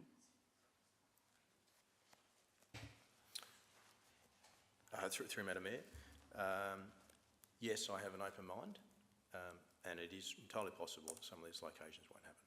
Thank you. I don't want to commit this evening to what that is. I need to go away and give them further consideration. But as I said, my mind is open, and it is entirely possible that some of these locations may not occur. Thank you. Can I add another point, Madam Mayor? And I do place a lot of weight on the point that council members, although it says advised, I'd like to, in my mind, I am interpreting that it will be a dialogue with the ward councillors as well. Whilst I'm quite comfortable with the council giving me that discretion, it will be an active conversation with the ward councillors before anything happens. Councillor Hallett. Am I allowed to comment or just ask a question? You can ask a question or use the script. This is a different motion. Okay. I'd just like to also reiterate that I am not opposed to a pump track going around the city of Burnside. However, I do think the same as the skate park, it has to be in the right location. And to a certain extent, I think the community has spoken very clearly about they don't want either in a park or a reserve. And so then, therefore, I would say that we should be looking at other alternative locations, perhaps even an indoor site. And to support that I'm not opposed to it, on my own council Facebook page, if you'd like to look, you'll see that I'm actually riding a scooter myself in Kensington Gardens Reserve. So I'm not opposed to it. I do take my grandchildren skating and with their bikes and also on the scooters. But to me, location is terribly important. I won't go into why I won't reiterate why I think Kensington Gardens isn't suitable. But I do think we need to consider other locations, including inside ones, and also to look at community courts that are attached to clubs. And by that, I'd also like perhaps a question, which is, does the pump track actually damage the courts? And if it doesn't, then why can't it be considered for the court, for some of our newer courts? Yes, I think I can answer that, Madam Mayor. My understanding is it's more concern for the... You just turn your mic off. My understanding is it's more of a concern for the freshly applied surfaces, to the, painted surfaces to those newer courts. The pump track itself is it's a plywood material, so in itself it doesn't readily damage courts. It's more just erring on the side of caution for that newer applied painted surfaces, that's all. Councillor Turnbull. May I ask a follow-up question? It's actually a different question. I'm just wondering, if we arrange a deputation from the people in one of the locations we don't like or they don't like, would we be considered to would it be considered to take that one out of the system as well?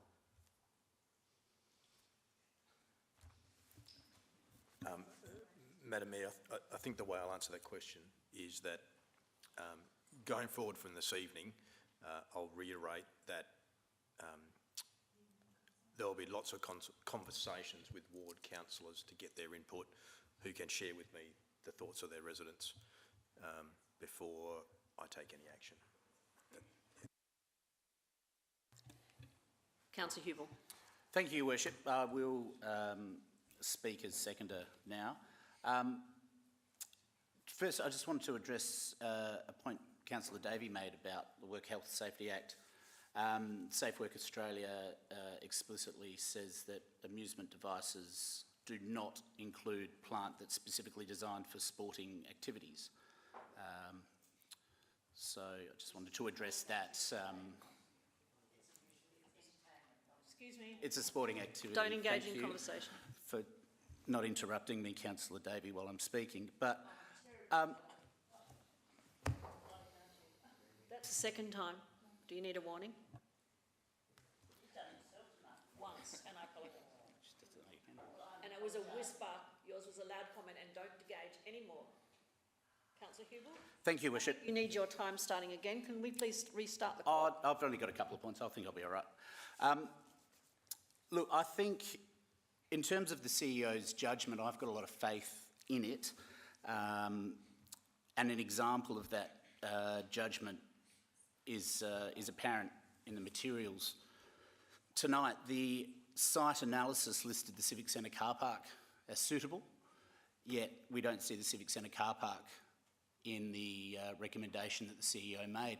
So I see this as there is evidence of judgment being made, common sense being used about proposed locations. And I do genuinely thank all the people that have come out, expressing the strength of their opposition and making that known, and that is an important thing to do.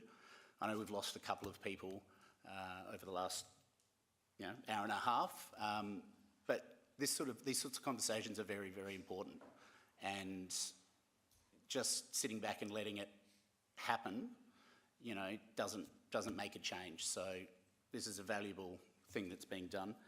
I do support this. I think point 2 of this motion does speak to continually reviewing these locations and their suitability. And I have utmost faith that if the pump track goes to a location and there are significant problems being identified, then it's not going to remain there. I have confidence that the administration is not going to go, oh, well, we're going to see out the 3 months. I can't see it staying there if significant issues are raised. I've got faith in the common sense and the professionalism of the administration of the City of Burnside. So I hope that this motion can get through. And I again thank everyone for expressing their interest and letting us know the issues that you have with this. Is there anyone else who wishes to speak? If not, I will go. Yes, Councillor. Thank you, Mayor. I'm hearing more and more a narrative of how this could develop, and I'm always asking myself: are the words in this motion are they tight enough? Are they providing the CEO with enough information so he can execute our motion tonight? for the benefit of the community. And I've just heard now that Councillor Hubel suggests that, well, if we hear it's becoming intolerable and it is impacting your life and your amenity, and you do advise the council of this, that the CEO then can say, right, the administration will remove the pump track and move it on. So my question would be, do I have to move an amendment to tweak this? I prefer not to. Or whether I can now ask a question after I've spoken to the CEO that, is this required? Do I need to amend anything here? Yeah. Thank you. Through Madam Mayor, I don't believe you do. I echo Councillor Hubel's thoughts, and I will apply this as a very common sense approach, and it will be any actions, and in fact, before it goes anywhere, I will be talking to ward councillors before it goes anywhere in the first place. So I think we will resolve a lot of the concerns before it even turns up at any locations. But if it does turn up, I'll make a public commitment now. If there are substantial concerns, it will be withdrawn, and we won't be writing out periods just for the sake of it. If no one else wishes to speak, then I'd like to go back to Councillor Jones, who put the motion to start. Thank you, Your Worship. I think Councillor Hubel and others have said it well. I have great faith in the good sense of the CEO and his staff. We have delegated much more significant issues to the CEO, major litigation, being on the board of Era Water, which is a $25 million project. I think we can trust the CEO and his staff and their judgment. He said he's going to consult widely, and the great thing is it's demountable, so we can take it down. It's not like we're covering half an acre in concrete and then we're stuck with it. If it doesn't work, we'll move it somewhere else. I happen to think it's been overwhelmingly successful where it has been, and I hope you'll support the motion. Those in favour? Those against? The motion has been carried. Those who supported the motion, please stand as the division has been called. Councillor Cornish, Turnbull, Dawes, Hubel, Jones, Jennings, Wilkins. Those against, Councillors Henschke, Hallett and Davey. And the motion was carried. Thank you, and thank you for the attendance of the people in the gallery. We will now move on to item number 11.2, which is 11.2, submission of planning system. Councillor Henschke.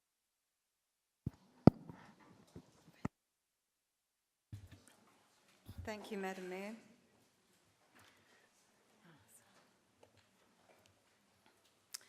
I'll move with the officer's recommendation.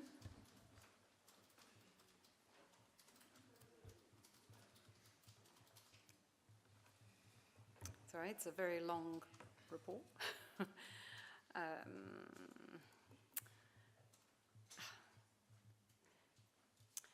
That the Council endorses the submission contained in Attachment A to this report for the purpose of forwarding to the expert panel by 30th of January 2023.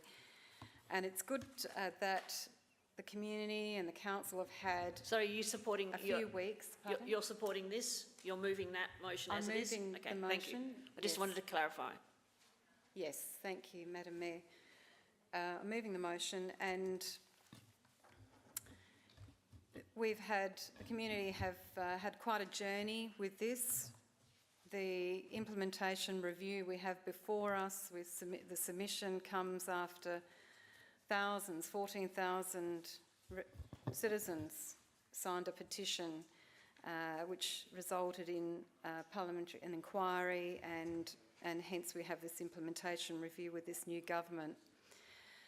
There are some alarming issues that we have read and know about in this lengthy submission, and I thank the administration for picking them all up over time.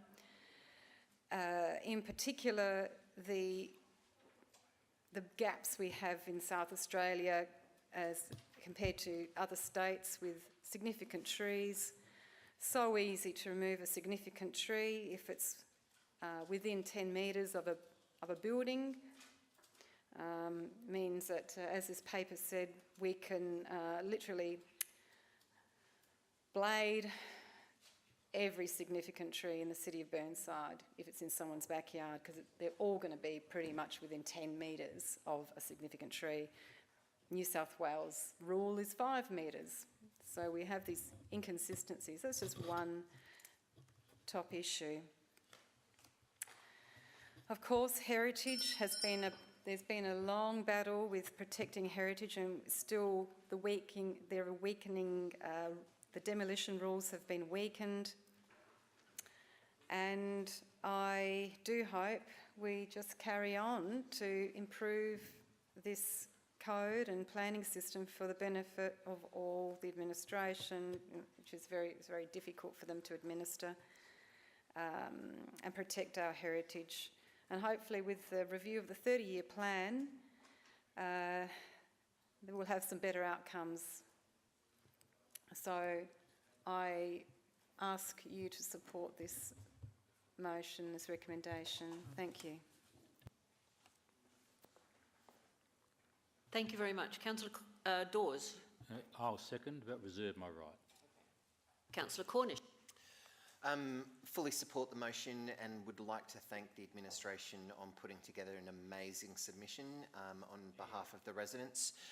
There's a lot of work that has gone into that, and you've picked up on so many more things than I was even aware of, which is really great, and things that have been niggling, but you've been able to articulate them extraordinarily well. So I do want to commend the work that the staff have done to put this submission on behalf of every ratepayer and resident of the City of Burnside. So thank you. Madam Mayor, I might just follow on from that. I'd like to just say a thank you to my 3 directors who have worked together with their teams. I was going to do that too.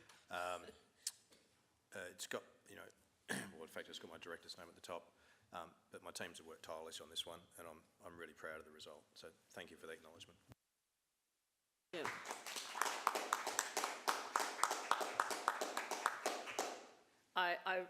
Can I just add to that?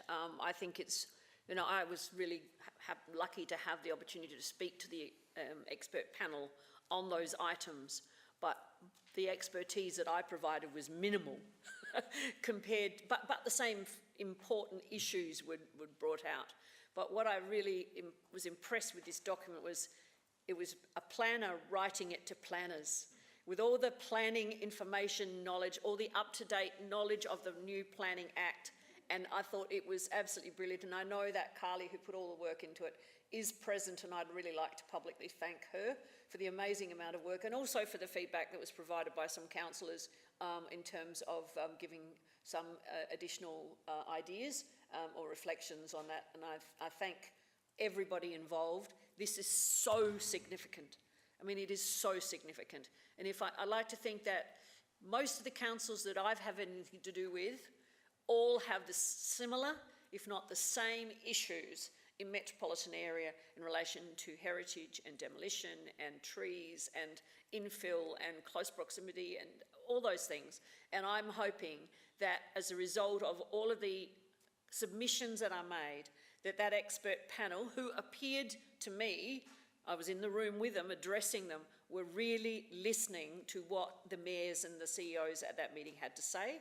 And I know Mr. Cooper attended one online, and I know that he felt exactly the same. So if they take notice of this, I'm hoping we're going to get changes that will help our community and support our community in every aspect, and those 5 points that lead the direction. So I'm sorry that I've spoken at length about this, but this is so, so important. And everything that our staff have done, I just wanted to really, from the Mayor's perspective, say thank you on behalf of everybody, both past councillors and present councillors, because we've all been passionate about this and suffered for years over it. So thank you. Councillor Will. Thank you, Your Worship. I want to also mirror the movers of this motion and Councillor Cornish and say that I read it thoroughly, and it mirrors what I've also worked with the National Trust of South Australia to do the same thing. We're all on about the protection of our place, our heritage in our place. And after the debacle I witnessed last Friday, when I saw 3 Moreton Bay significant trees being massacred, and yesterday the grubber was in there actually remote controlling, grinding down the stumps of these significant trees. I have photographs of the process the other day when a resident spoke to the ABC because she was so upset about this, shall we say, destruction, which was unnecessary. And we need stronger controls, we all know that. We all need to respect the heritage of our place. Particularly, there's another one up in Beaumont that I looked at the other day, which is not beyond redemption, should not be bowled over. So I do support the huge amount of work that the staff have gone into this report, and thank them for that, because it is significant and it does mirror all the feelings that I have about heritage and have had ever since I've been on council since 2003. So well done. Thank you. Is there anyone else who wishes to speak on this? Otherwise, I'd like to move back to Councillor Henschke. Sorry, Councillor Dawes. Yes, you were reserving your right to seconder. Yeah, look, what I was pleased with, I spoke to a number of the councillors to please read the 45 pages. And I did it over 3 days because it was pretty heavy, very heavy. So there are 13 pages of comments from councillors. I reckon that's a record, to be honest. So I do thank the staff, but also I thank the council members for providing input. For me, I know heritage is the key one for Councillor Henschke. For me, it was the tree one, and we've made it a lot tighter. When I say our recommendation, a lot tighter. Yeah. The other one I wanted to mention was the public notification one, yes. Where we went against the initial draft and said that, look, we do believe in public notification, and I think we need to be fairly transparent to our residents on all development matters. And I gave the example, Councillor Jones, of the Lockwood Road one in there. So I'm pleased with the final result. It is very heavy on planning language, as I think Councillor Hallett and I have spoken about, but I think we have to respond in that way because we are sending it to planners. But I just want to congratulate everybody. Thank you. Thank you. Now, Councillor Henschke, do you wish to sum up? Yes, I'd just like to sum up and just add that it's only when we start doing something that we start learning, and one area I think we will be learning a lot more about is high-rise development, because we don't have much of that in the city of Burnside, but we're starting to get it. And I do hope that this implementation review will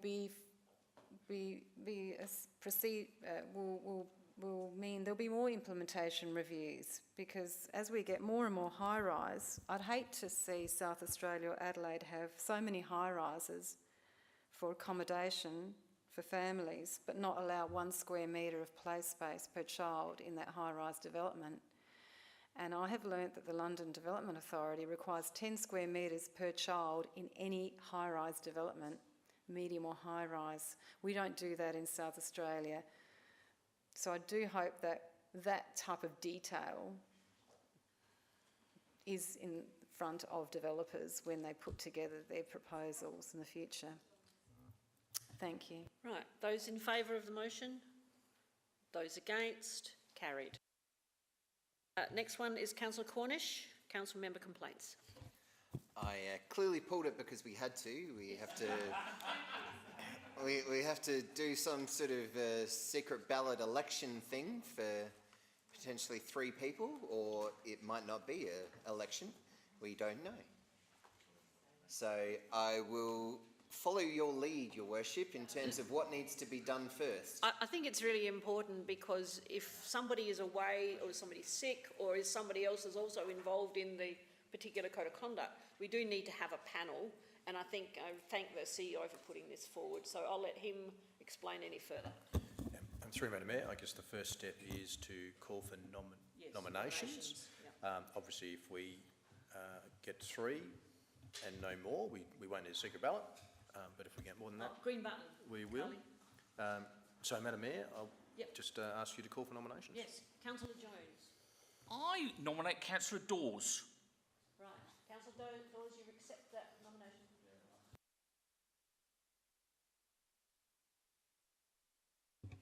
I'd like to nominate Councillor Hubel.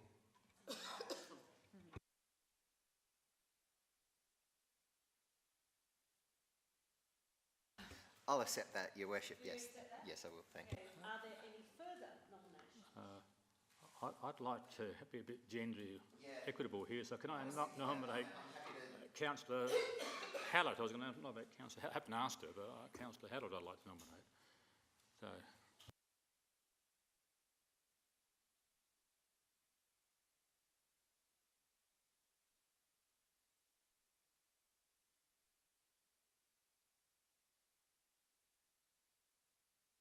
Could we just have a panel of 4?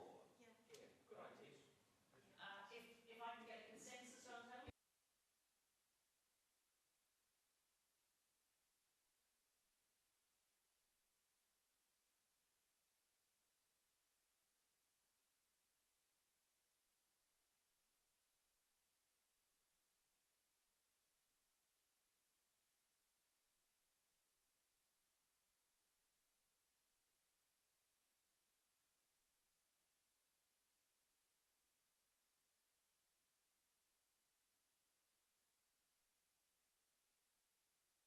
Cornish moved it. I'll second. You second it.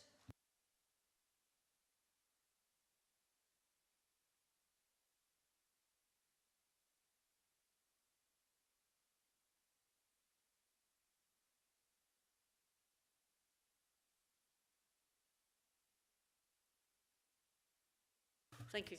Now we need to move, I'm just wondering, should we take a break now and then go to Councillor Turnbull after the break, okay? So it's 3 minutes to. We start again at 7 minutes past 9. Sorry? Cornish. Dawes.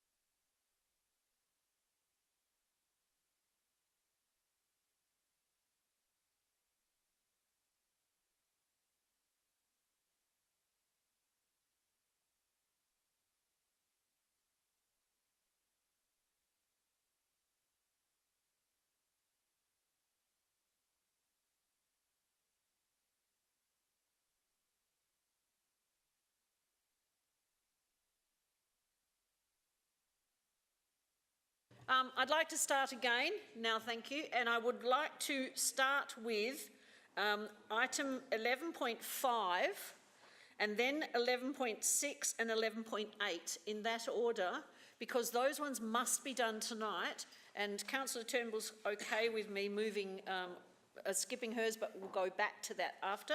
So 11.5 is the State Bicycle Fund, advice of a successful application. And that was Councillor Davey. Page 120, no, it's 156. Page 156, 11.5, about the grant, which is fantastic. Absolutely, yes.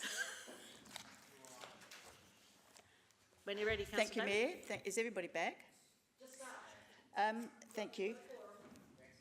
I'll move in accordance with the motion, the recommendation, and I'd just like to add that at 1, accepts the offer of grant funding for cycle projects at McGill Road, Beulah Park, Grant Avenue, Prescott Terrace, Toorak Gardens and Boko Street, Glen Osmond, with an additional addition, and that 2 trees be planted to replace any removed at the Grant Avenue, Prescott Terrace roundabout.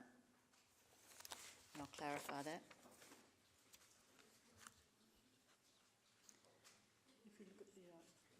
To replace each tree removed. Thanks, Helen. Each tree removed. Thank you. This is a fantastic initiative and grants and very successful work on behalf of the staff. It's absolutely fabulous for these 3 projects. I'm just very worried that 2 of them are pretty straightforward. The one that I'm worried about is on page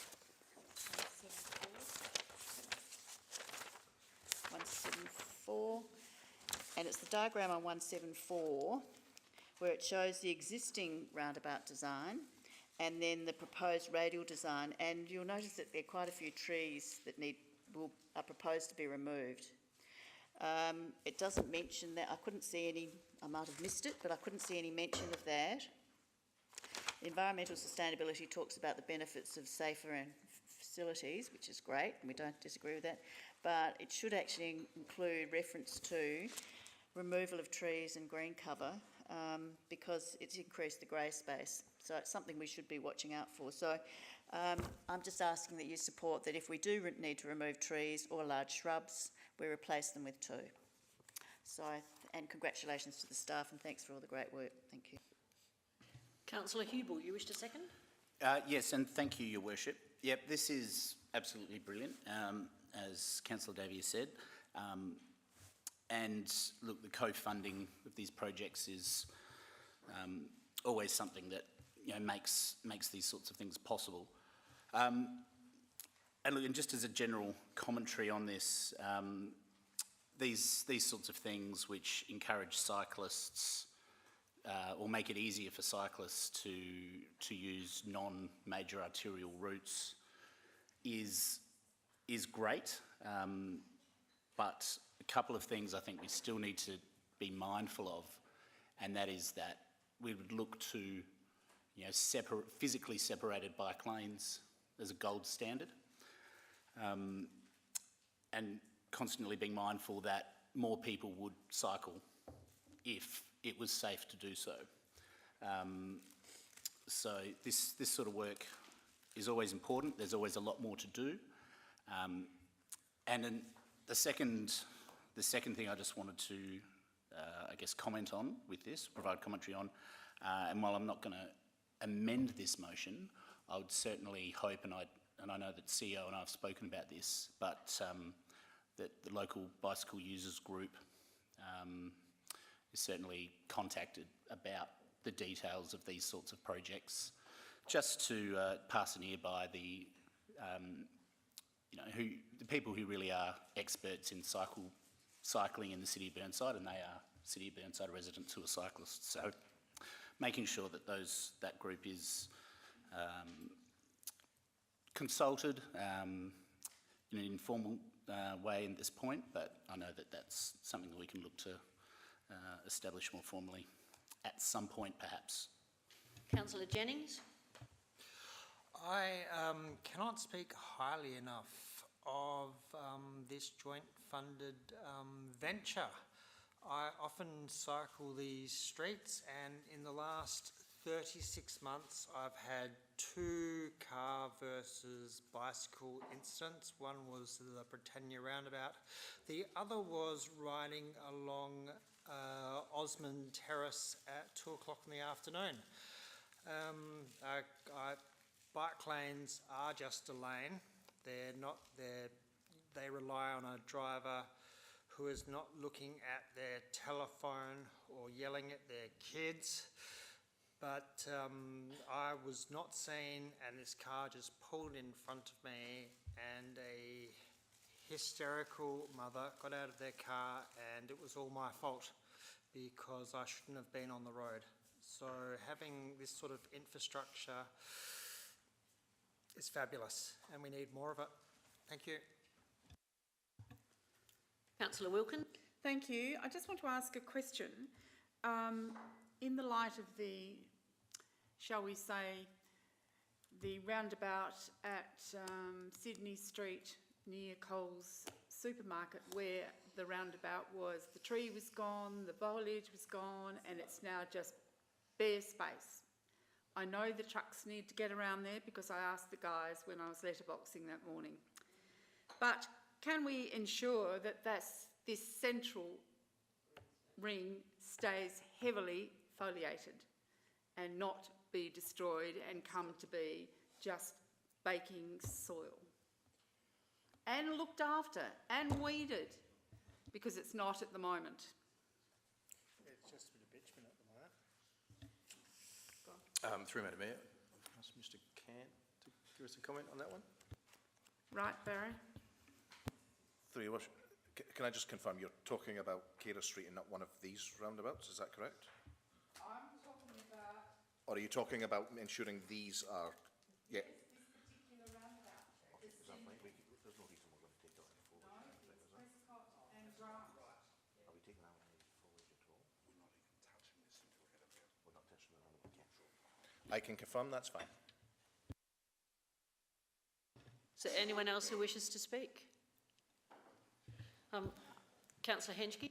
I'd just like to say thank you to the administration and all the staff involved in making this happen, because that's a horrendous roundabout and intersection, and one of the primary collectors that gets so much cut-through traffic from Kensington through to Greenhill Road, and so dangerous for the children as well, trying to get to school. Just can't cross the road there. I've seen many little children, you know, my first day at school, ride the bike, forget it. So this would really help everyone, especially Rose Park Primary School community. So thank you. Is there anyone else who wishes to speak? I'd just like to add that when I was approached by the Mayor Bria from Norwood Payne and St Peters over the McGill Road crossing, I was delighted that he had approached me to see if we could work together in this joint funding, and that was about 2 years ago. And Sarah Hughes had been involved in discussions in relation to trying to get a crossing there as well. So I'm just really delighted to see that crossing go ahead, and thanks to DIT for providing us with the funds. But I also just want to comment on the importance of the new one that they installed, which we luckily did not have to contribute to, on Glenburn Road at the almost adjoining of Cuthro Terrace and Beulah Road, because that activated pedestrian crossing and cyclist crossing does make a real difference in terms of linking the cycle route that comes down through Cuthro, goes to Beulah, and then goes all the way down through Norwood.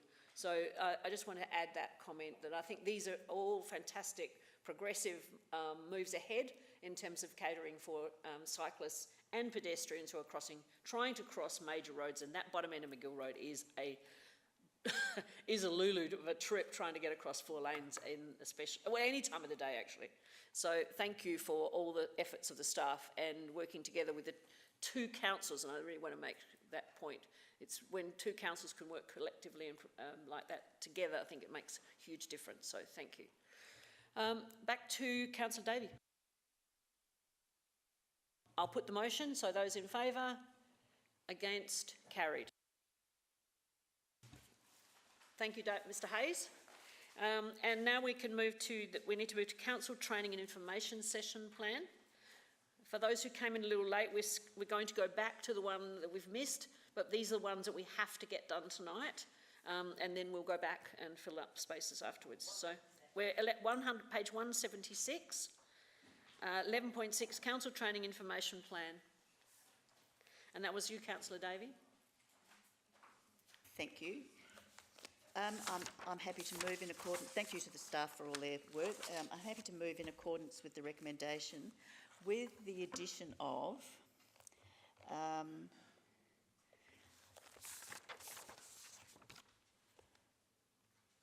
at A, with mandatory training sessions in May, June 2023, scheduled fortnightly. Mandatory training sessions held in May, June, in May, June 2023, scheduled fortnightly, and then adopts the training plan as included at attachment B. The reason for that is if you go to page 182, as the report states, we don't have to have our mandatory training completed till September. And I noticed there's a whole block of crucial training that we have to do. It's just that it's a block of 5 weeks, one after the other. And I just think for those of us who've got heavy commitments, work commitments, we've also got other information sessions on the Tuesday, that if we have a break and have a training session each fortnight, I think we can still meet our training obligations, and it's not such an onerous matter for us. The other issue is on page 186, the Council Members Training and Development Plan. I have a problem with the logos and everything on this, and just wonder why it's what's the word, I don't know what the technical term is, marketed like this, but why we don't have it on council letterhead. So that shows that it's actually ours, and it also needs the date that it's ratified, if that's possible. So otherwise, we've got a big schedule ahead of us, and we'll get into it. Thank you. Yeah, Madam Mayor, I can advise that the branding will be applied to the document. I seek a seconder. Councillor Hubel. Don't need to speak. All right. Does anyone wish to? Oh yes, Councillor Cornish, you wish to speak. Just a question, if I can, in regards to the slight amendment with the fortnightly. External providers providing that mandatory training, had it been teed up, like, are there going to be cost implications if we do move to fortnightly for that little section? Thanks. Through Madam Mayor, we've had conversations with our providers, but we haven't locked in the exact dates. We're literally waiting for this evening, so we are able to accommodate that change. Councillor Dawes. Yeah, just a query to administration. I think that the public holiday is on the 2nd of October, not the 9th, and CAP will be on the 9th. I just want to check that with administration and probably Mr Cooper in particular, but I think that's around the wrong way. October 2 and 9.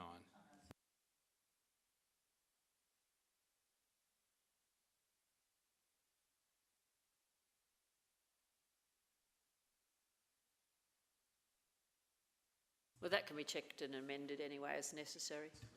Okay. All right. Councillor Hedge. A question, please, Madam Mayor.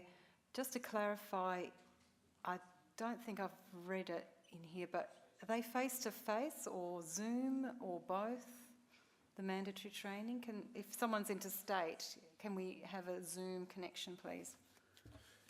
Through Madam Mayor, they are face-to-face. If a member can't attend and it's mandatory, we will organise a replacement time. However, I would encourage councillors, certainly for our mandatory sessions, to make the effort to attend.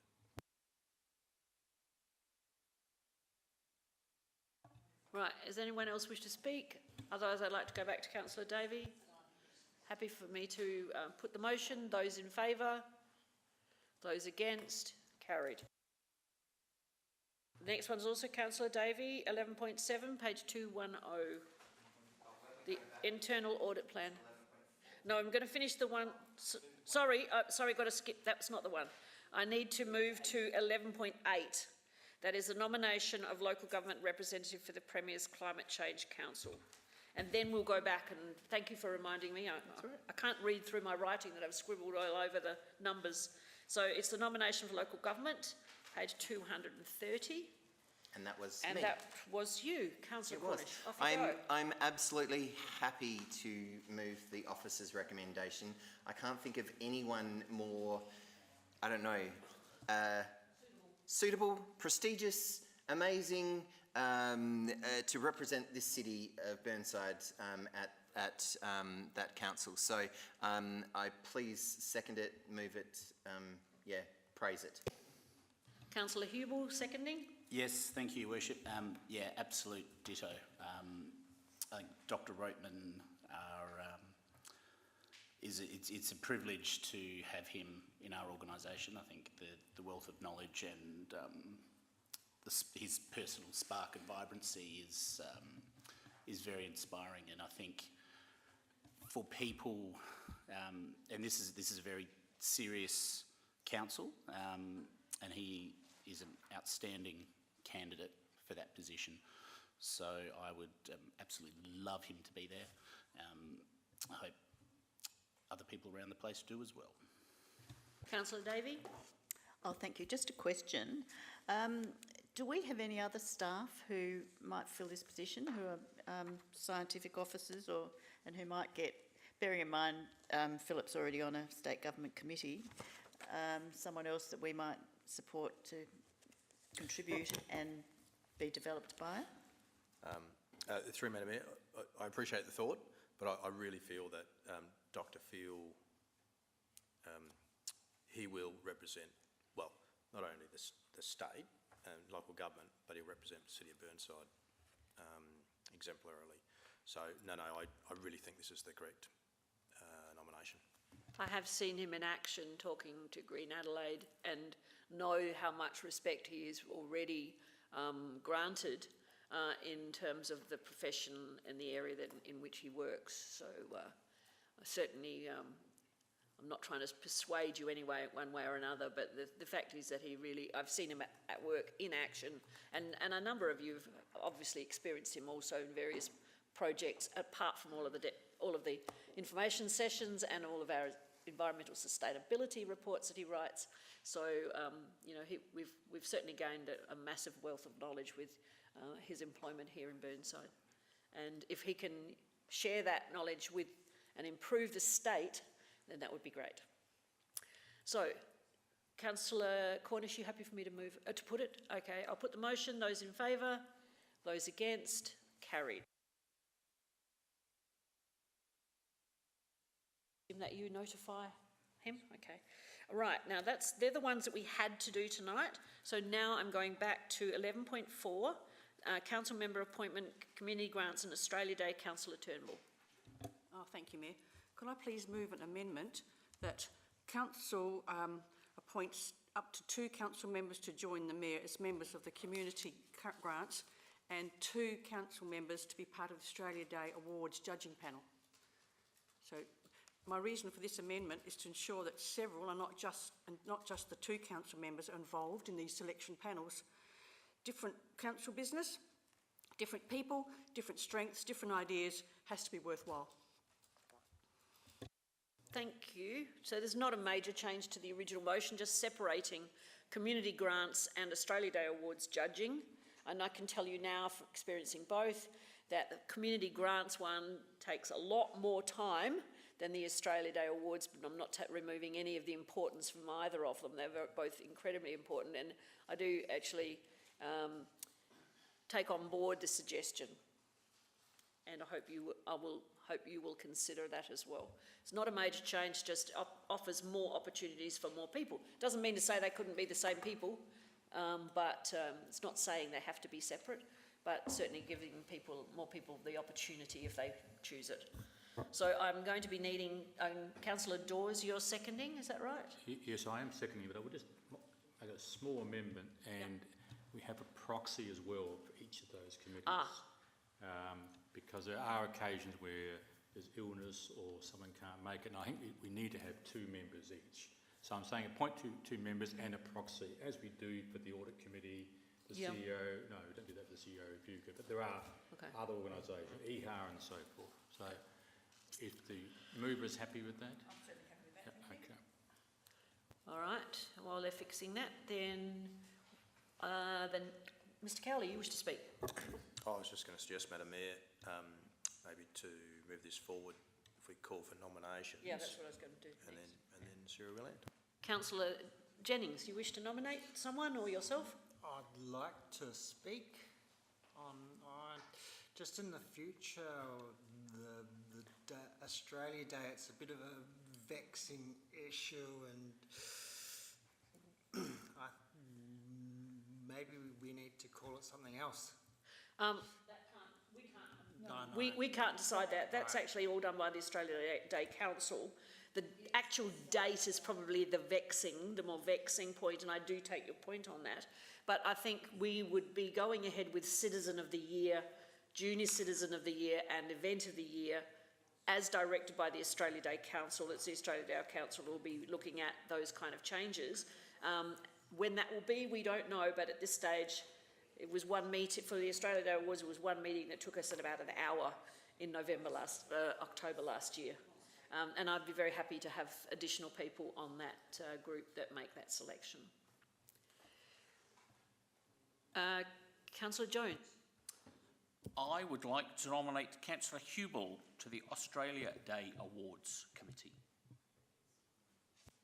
Councillor Hubel, do you accept that? I do. All right, thank you. Is there anyone else to nominate for? Let's do the Australia Day Awards since we've started with those.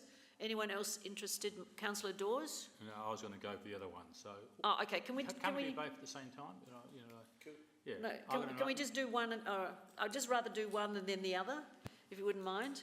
Councillor Cornish, you've got a suggestion for Australia Day? I'm happy to do Australia Day. I won't be able to do the other one, but I'm happy to do You'd like to do the Australia Day one? All right. So obviously you accept it. So we've got 2 nominations for Australia Day. Are there any further nominations for the Australia Day Awards? We want a proxy, which would mean, of course, we would need will we need to have a vote, or could somebody just nominate as a proxy? So is there anyone who desperately wants to be on that committee or is willing to be a proxy? Councillor Henschke? Yep. You're happy to be a proxy? Yes. All right, thank you very much, Councillor Henschke. So we then can appoint, assuming we get those names through and gets voted on. Now I'll call for nominations for the Community Grants Committee. Councillor Dawes. Turnbull, please. Councillor Turnbull, you'd like to be on that? Okay, Councillor Turnbull. Anyone else would like to nominate for the Community Grants, please? Councillor Cornish? I'd like to nominate Councillor Wilkins. Councillor Wilkins, you willing? Yes, I do. I've done it before. Yes, I know you have. With me. All right, so you'll accept that. So we've got 2, and we just need a proxy for that.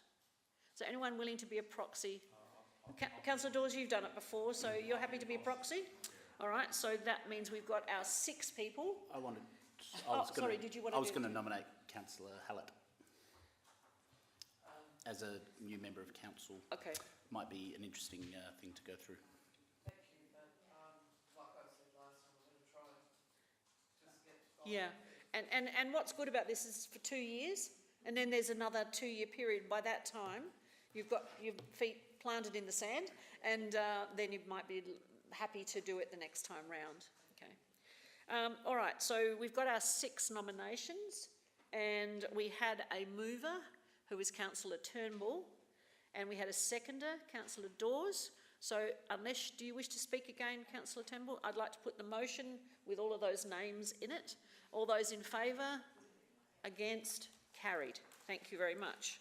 Now, the other one I missed out was the internal audit plan. That was Councillor Davey. Page 210, 11.7. Thank you, Mayor. Yes, I have an alternative recommendation, which I'll read out for those at home. That, firstly, that Council endorses the draft internal audit plan 2022-2023 to 2024-25 with the inclusion of the following review project: Tree Management and Retention Project. And this is a project to review the effectiveness of Council systems for the management, retention and enhancement of Burnside's tree canopy in 2024-2025. So there should be a comma after tree canopy in 2024-25. It will consider the effects of the current planning and development legislation, its processes and its impact on our ability to retain our trees, including historic and heritage trees, identify the challenges that climate change, urban warming and development present to our trees, and how effective current asset management practices and systems are, including tree monitoring, with a focus on the adequacy of resourcing to manage the health of and improvement to our tree canopy coverage across Burnside's reserves and streets. So thank you for the audit plan, which has been endorsed by the Audit Committee, but unfortunately I didn't see it before it came to the papers, so I've only seen it in the last 5 days, and so I didn't have an opportunity to have an input and make suggestions about what I'd like to see, hence the reason for my late addition. But I think everybody knows that one of the major risks we face at Burnside is the reputational risk due to our loss of trees and the threats to our trees. From our large historic and significant trees, our street trees, and many of the trees removed from local gardens due to development across our suburbs. Our community are exasperated at our tree loss for a great many reasons, for the beauty and amenity that they provide, the environmental benefits, the loss of wildlife and bird habitat, and the cooling that they give our streets.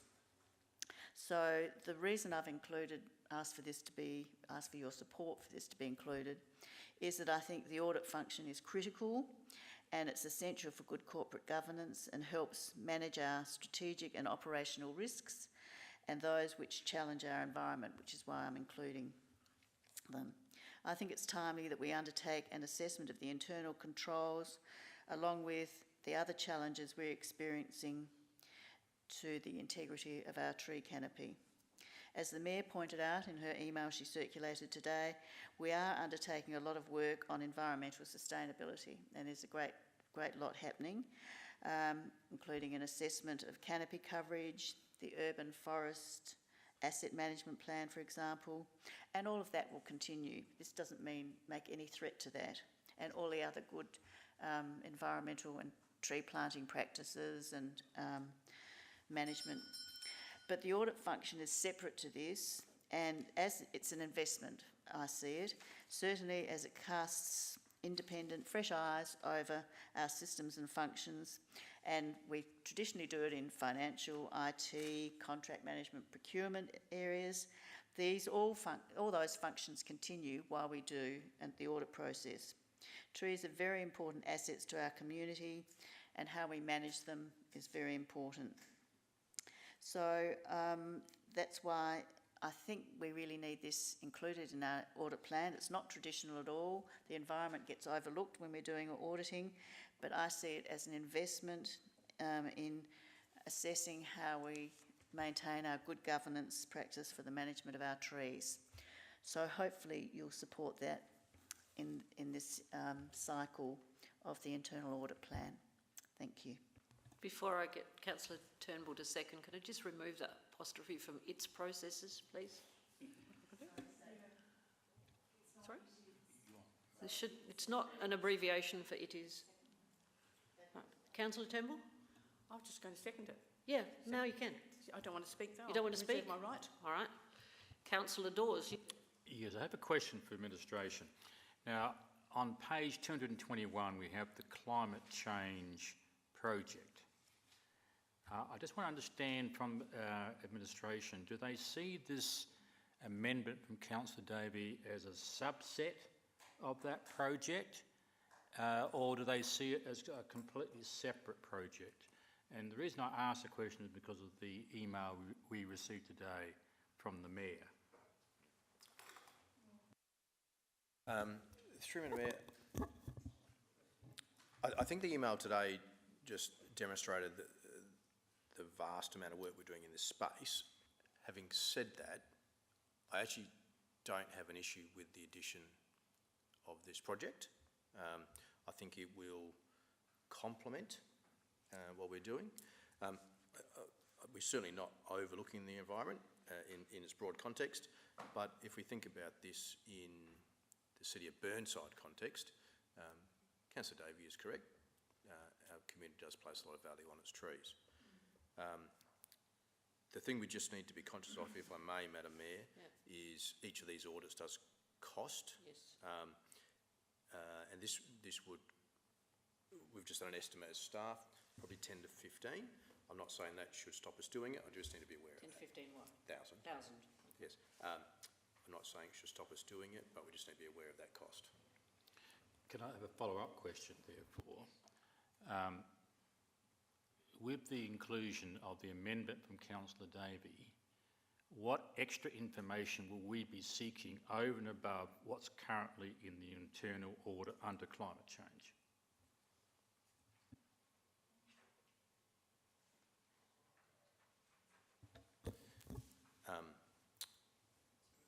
Madam Mayor, to be honest, after this evening, I will have to go to have a chat with the internal auditors and put more scope up what has been suggested. So I probably can't answer that question directly before I've put more scope around what's being asked this evening. And that will come back to us. I can't ask the third question. No, get back to you. Well, I wasn't intending to bring it back. I guess my commitment would be that I need to make sure they're not duplicating.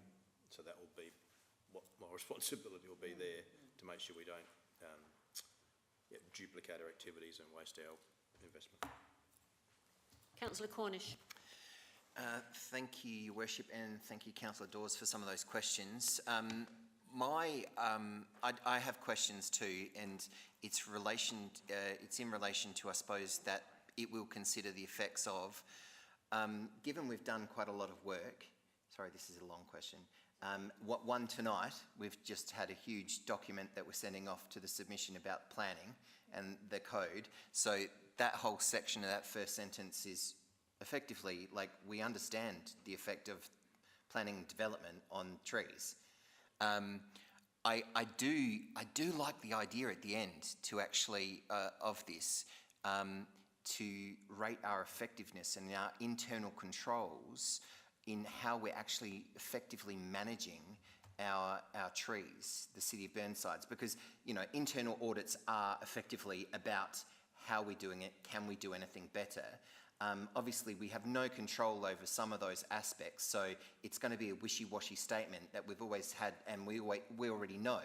We've just put that together to send off to the state government in terms of, hey, your policies, your external policies, which the City of Burnside has no control over, is having an effect. Sorry, question.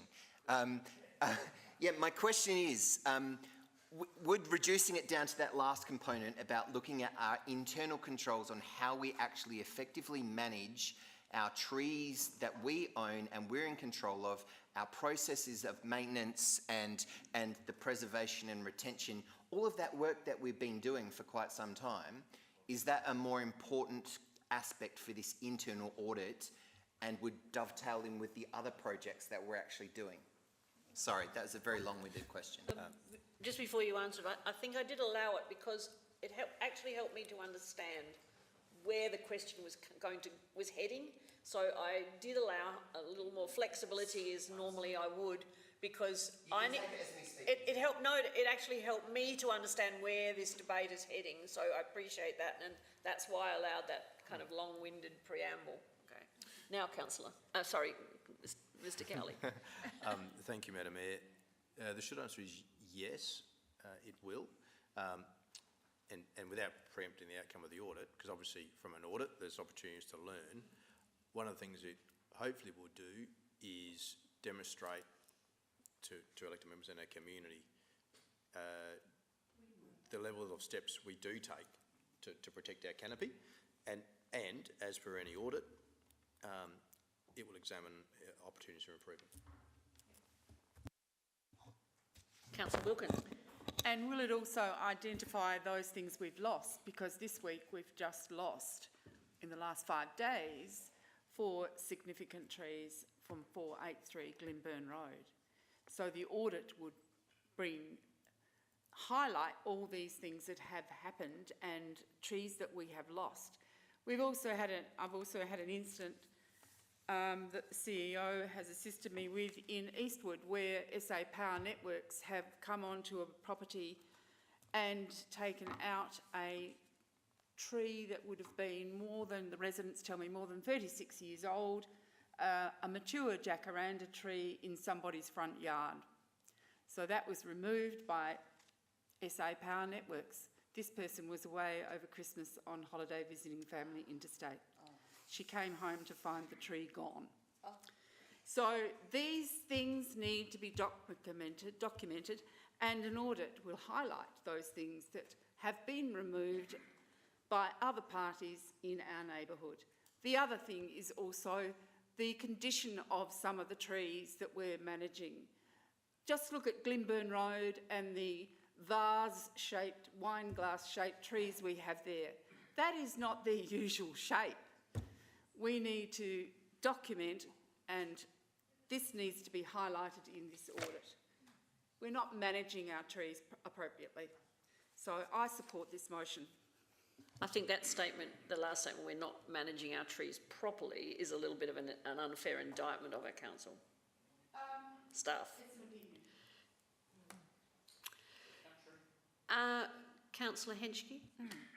Oh, thank you, Madam Mayor, and thank you all and the administration on all of this. Question to clarify, do we have a simple tree management plan for all the trees, like the Ballarat Council has, where they just cover all the details, the workflow and everything? Or do you think this will come out of the internal audit plan, where they say just put it all together in one place so it's clear what for example, what the issues are, the risk management, planning improvement, inspections, how inspections are done, and how they're protected, how infrastructure and the lines are cleared, a clearance for lines and all of that stuff. Is that something will be a deliverable from this internal audit? Through Madam Mayor, I might just get Mr. Cant just to talk to us about that one. Through your worship, while I wouldn't call it simple, it's a very complicated and detailed process. We have over 40,000 street trees that we manage. I would argue that all of that information is publicly available and is documented on our website and our brand new interactive website. If any council member has trouble finding it, I'm more than happy to sit with you and assist you in going through that. Can I just follow up a question on that? You mentioned street trees, but this motion says reserves and streets. Now, I'm thinking of the Hills Face Zone. Is that included in this audit? Through Madam Mayor, I'm reading that to include all our trees on public land. Focus on adequate resources to manage the health and improve the canopy coverage across Burnside's reserves and streets. Yeah, which does include all of the Hills Face Zone, which is on our property, in our reserves. Can I just add to that? While the audit will talk to that, it will identify that we haven't got every single one of those trees mapped on the Hills Face Zone. That would be a significantly larger number. That's my concern, because that's an enormous number of trees that at the moment I didn't think were counted. When we refer to the 40,000 trees, they're all mapped street and reserve publicly owned trees that we manage on a rotational basis. We don't have the same management, obviously, of our Hills Face. We treat that differently. But what I mean is the Hills Face that is in our reserves, like our reserves that are in, like Danthonia, etc. Yeah. That's correct. All right, Councillor Turnbull. Thank you, Mayor. And thank you, Councillor Wilkins. I agree totally. We're not managing the retention of our trees well. I'm talking about the trees that are about this high, planted 2 to 3 years ago. Come and have a drive around the Stonyfield area and you'll see them all dead. Not a lot, but enough to say something's going wrong here. Now, last year I went around and tied pink ribbons on the ones that were dead. They have not, some of them been removed, but their water wells are still there, all broken and cracked. The ones that were dead have not been replaced. No, we are not managing our trees well, so that's why I support this, so we have an internal audit. Thank you. Councillor Howe. Yeah, I'd like to support the recommendation as written here. I think the loss of tree canopy, not just in our council but across the Adelaide suburban area, clearly relates to infill and high density living, and we need to actually monitor what will the impacts and maybe positive impacts of the plan review, the outcomes of the plan review. And I've heard it said that even if we were to plant out all of our reserves and parks now, so we did away with all ovals and everything and just planted them out as urban forests, we still wouldn't replace the loss of trees that's lost through private land, through development. So I think that this would be an opportunity for us to, one, work out what the balance is, like really know what the balance is. Well, what are we losing? And what do we have to do to replace that? And then plan to replace it, to have a plan for how we could go about that in the future. So I support the motion. Can you just turn your microphone on? Is there anyone else who wishes to speak? Right, then I shall go back to Councillor Turnbull.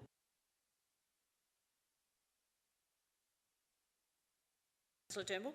It was Councillor Davis. Thank you, Mayor. Thank you for all your comments and input. And thank you to the CEO for his interpretation of this and support. I see this as separate to the climate change adaptation and environmental sustainability audit report project, but that complements it. So, I mean, trees are one part of, that's a huge whole area, and as the Mayor outlined in her email to us today, there's a whole lot of work happening there.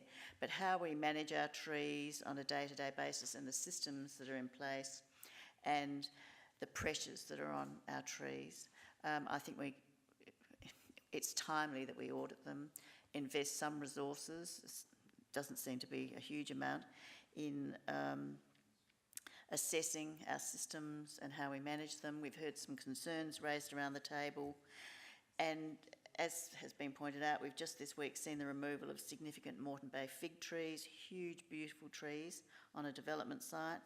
We have SA Power heavily pruning and even removing trees. We have heritage and historic trees in areas like Prescott Terrace and Alexandra Avenue, special historic reserves and gardens like Burnside Hospital's the Tunga Gardens, Beaumont Common, Hazelwood Park. We've got some really, historic trees that we need to assess and make sure we're doing the right things by.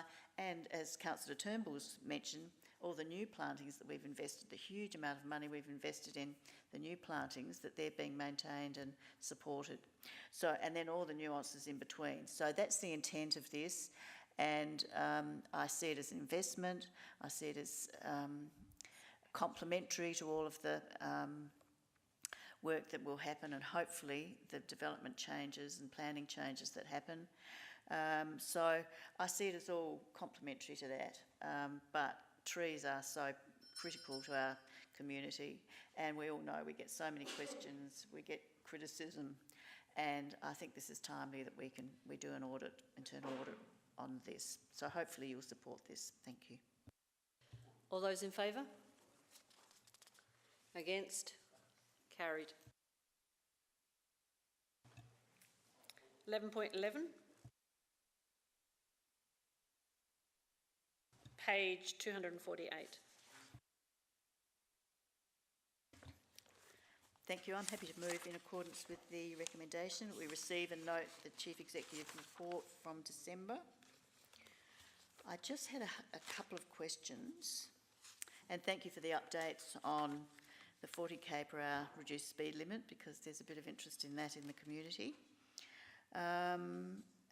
The other one I have a query on is the Regal Theatre and Marrickville Precinct Master Plan. And we have the tender for concept design work. Is that underway, or is that date still relevant? And when could we either have a briefing? I mean, are we going to have a workshop for the whole council, or when can the local councillors have a meeting to be briefed on this? Because I'm getting lots of questions. Thank you. Madam Mayor, just refer to Mr. Kent. Through your worship, as it says in the report, the tender for the concept design work is in its final stages and a contract award is expected by the end of January, with work commencing in February 2023. Once the tender is announced, we can announce who that consultant will be, and then we will commence the process of discussing with ward councillors.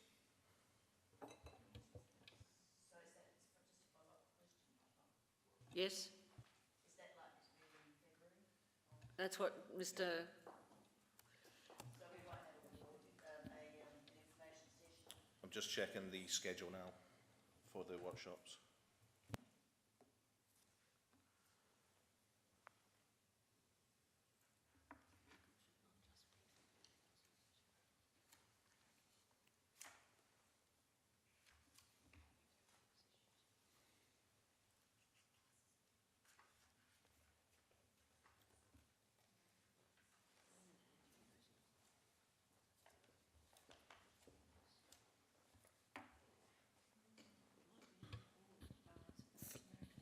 Through the worship, there will be a Marrickville Precinct workshop. The date still has to be confirmed, and that will be in consultation with the consultants when they're on board, and also with Norwood as well.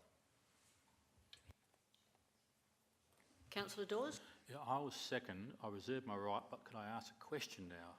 Yes. Okay. It comes from the Mayor's report that Green Adelaide is keen to meet with us as a council. Just checking with the CEO that we have accepted the invitation from Mr. Daniels and Mr. Greer to, but are we? Where's that? Through Madam Mayor, I've got no issue meeting with them, but I haven't been asked to accept the invite. Usually they approach us. Yeah, so we'll get a formal invite. I'll accept that. Councillor Wilkin? Yes, question if I may, through to the CEO.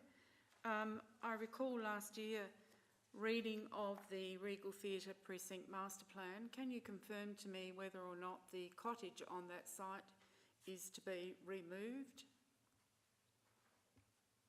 in this new master plan? Yep. Through Madam Mayor, I'll just refer that to Mr. Kent.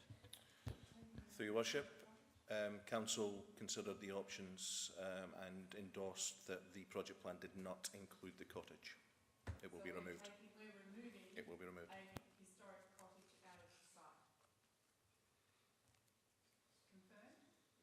Not on the site. On the site. Sorry, I just didn't hear you clearly. Yeah, no, so through Madam Mayor, Yeah. that was the previous council's decision, correct. Councillor Hallett? I've got a question, please, about McGill Village redevelopment.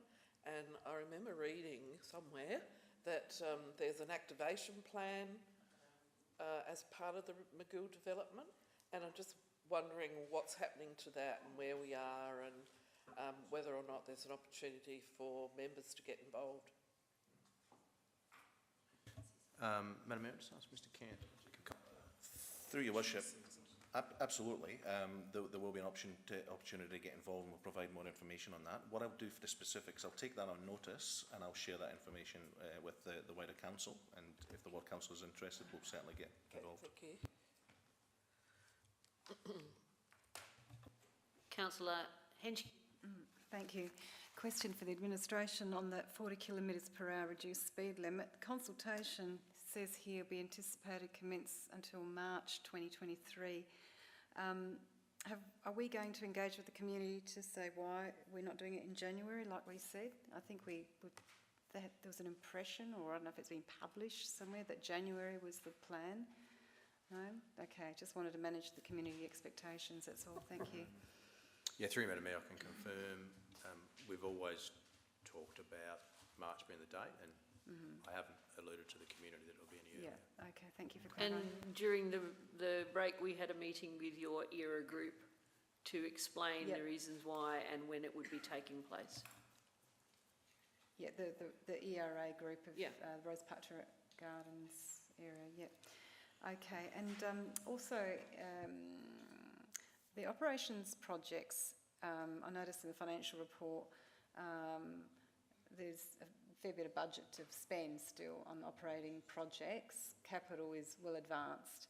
And on operating, I noticed a number of items without an expenditure. For example, the Rose Park Community Garden.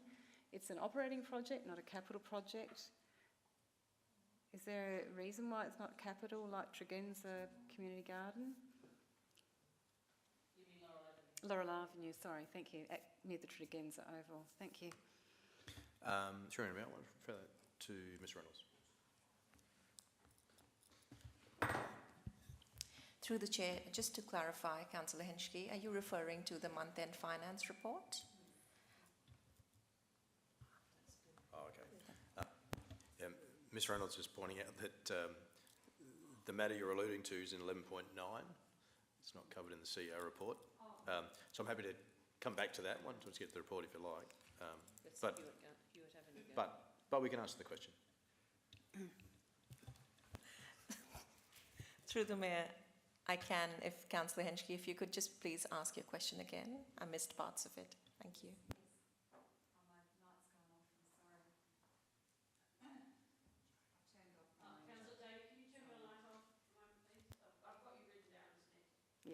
Yeah, thank you.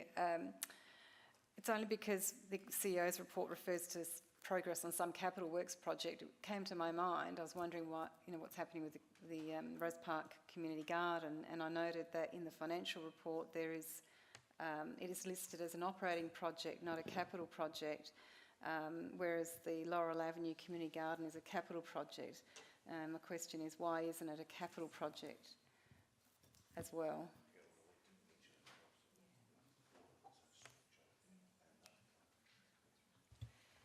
Thank you, Councillor Henschke. Effectively, the difference between the two community gardens being capital and operating comes down to the nature of the expenditure. So for Laurel Avenue, there were a number of structural changes. There were some assets that were built, hence that's a capital expenditure. However, with Rose Park Community Garden, it's mainly operating expenses like planting, etc. That's why it's in the operating expenditure. For the sake of the other members who aren't aware, that's the piece of land that council owns in Hewitt Avenue. That is a vacant piece of land, apart from trees and shrubs and a seat, and that is proposed to be turned into a community garden. Not the whole lot. There is a proposal to develop that into a community garden that has come directly from the community and the Rotary Club of Eastwood and Glenunga, who are supporting that project, as the Rotary Club of Burnside supported the Laurel Avenue Community Garden. Is that coming to us soon? Sorry? Is that coming to us soon? Well, I think it's in very early stage. It's in very, very early stages, yeah. In fact, I didn't even know it was actually an item on the budget yet. All right, Councillor Henschke, you're finished then? Now it's Councillor David. Thank you. I just had a couple of questions of the CEO in the report. The Burnside War Memorial Hospital, I see you've met with the new CEO. Has that all settled down, and has the new CSSD building and all the building works that were completed before Christmas, has that all settled down with no problems and no issues? Through Madam Mayor, I'm pleased to report the new CEO's obviously on board. He's settled in well. The CCSD, my understanding is it's complete, and I'm actually having a conversation with the CEO about organising a tour for the council. Fabulous. That'd be great.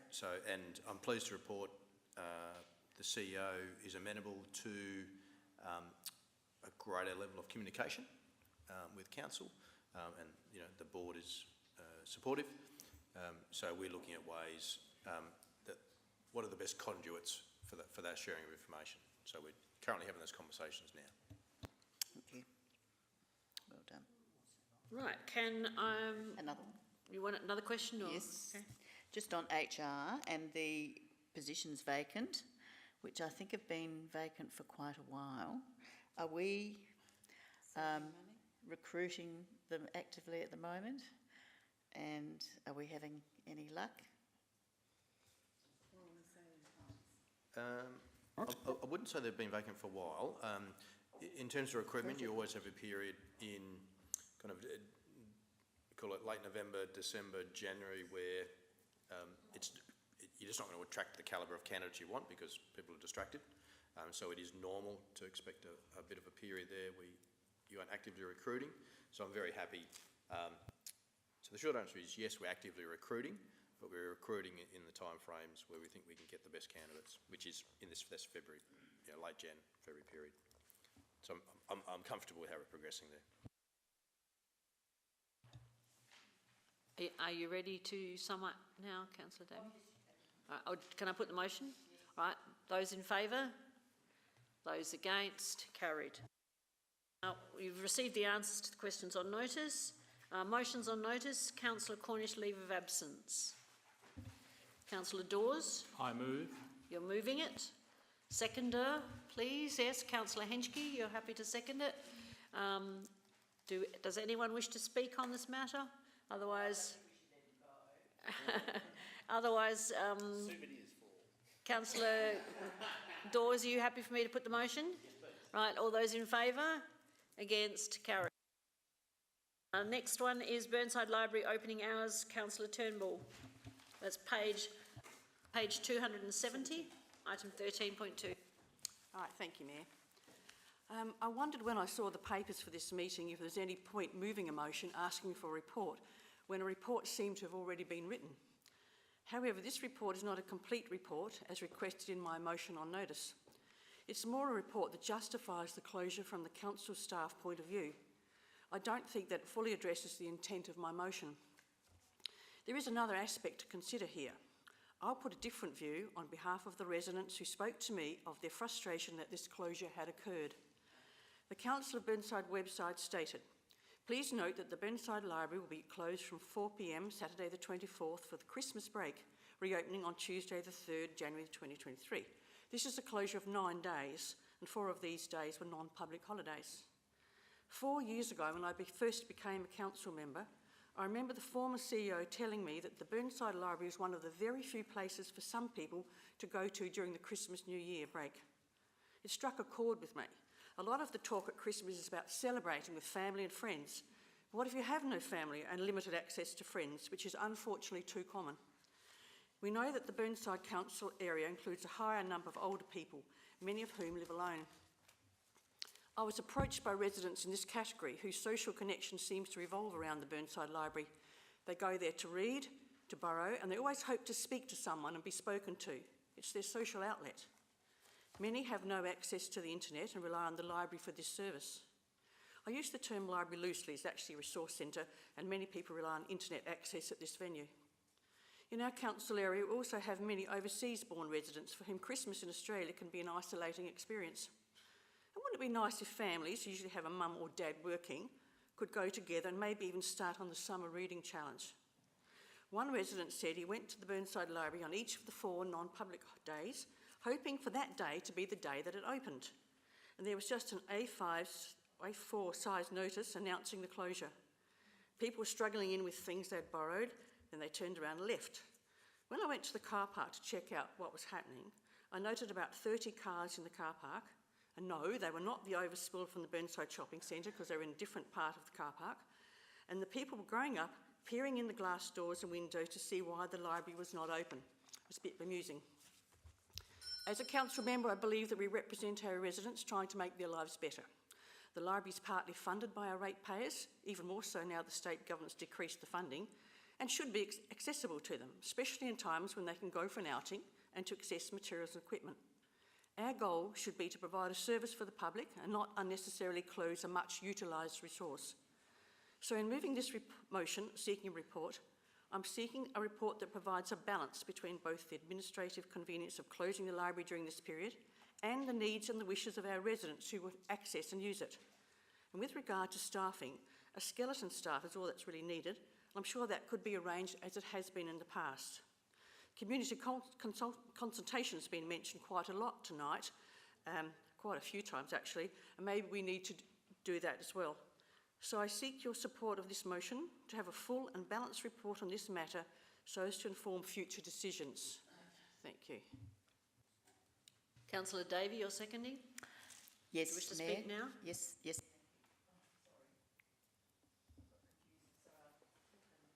She pressed before me. That's okay, you can speak now. Oh, you Oh. can't now. Sorry, Councillor Dawes and Jennings. You can speak first.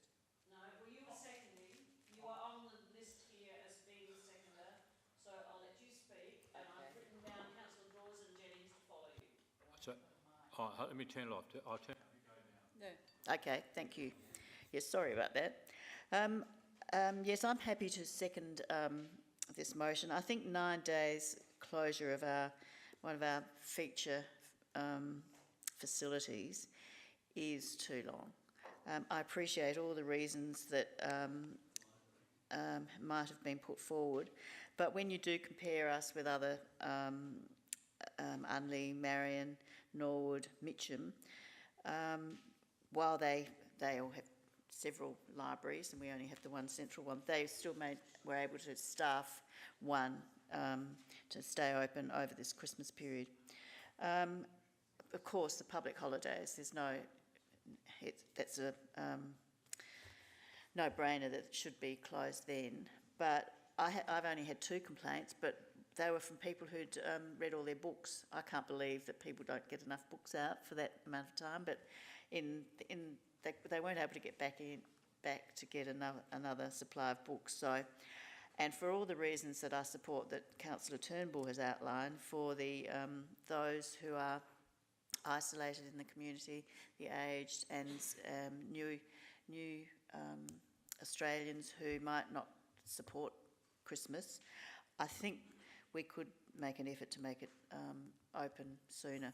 There is also the element of some people who aren't very well off, who like when it's very hot, I think they go to the library because it's air conditioned and cool. So I think we need to consider all of those things in maintaining this service. Thanks. Now, Councillor Dawes. Thank you, Councillor Davey. Yes, I do appreciate the interim report. I call it an interim report that we received via the CEO, and I also support what Councillor Turnbull said, that we do need a full report on balance. Now, for me, when I say a full report, 4 councils, we go to page 272, 4 councils did have the library open and 4 did not. So what I'd like administration to do is to contact the councils, those who opened or those who didn't, and share their advantages and disadvantages of having the library opened. And by doing that, we should be able to determine in the future what should happen with our library. So that's the way I'd like to go forward, and then we can get the information that we really need. Thank you. Councillor Jennings, would you like to speak now? Thank you, Your Worship. Public libraries are one of the few places in the world where you can go on a hot summer's day where you're not expected to buy anything. There is books, there is a newspaper, there is internet, there is air conditioning. Definitely not open on public holidays, but we should be opening some of the days in between, even though one of those days is my birthday, but thank you. Is there anyone else who wishes to speak? Right, there's no one here, so Councillor Turnbull. Not much more to say in my summary, that but it can be an isolating world at Christmas for people, and there is this place to go to. Some of them are elderly, they don't want to go to the swimming pool, which is open. They're sick of the shops, so they go to the library, and there they hope to do some socialising, borrowing and reading. And judging by the people in the car park, very popular place to go to. So I hope you support this motion. Thank you. Those in favour? Against? Carried.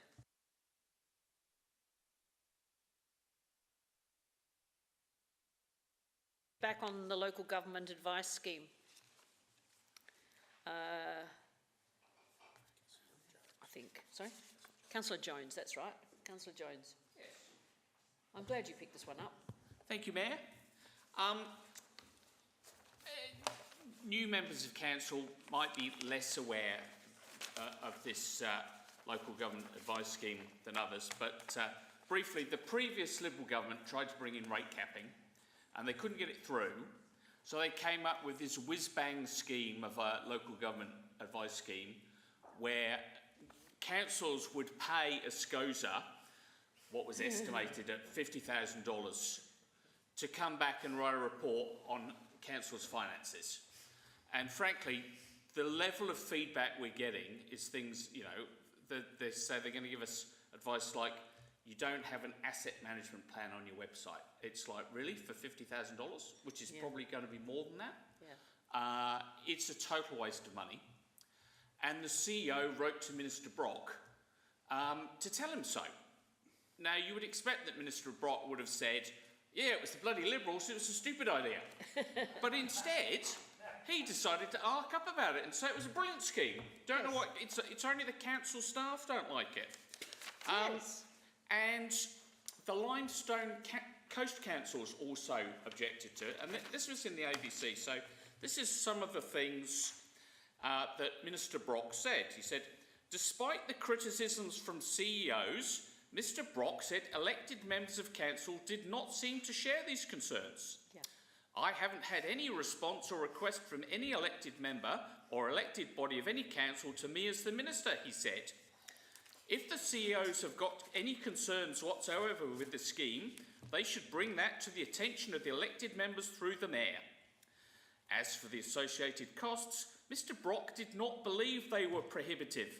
It's not really a big financial issue, he said. It comes out to about $12,000 a year for a council, which is not exorbitant.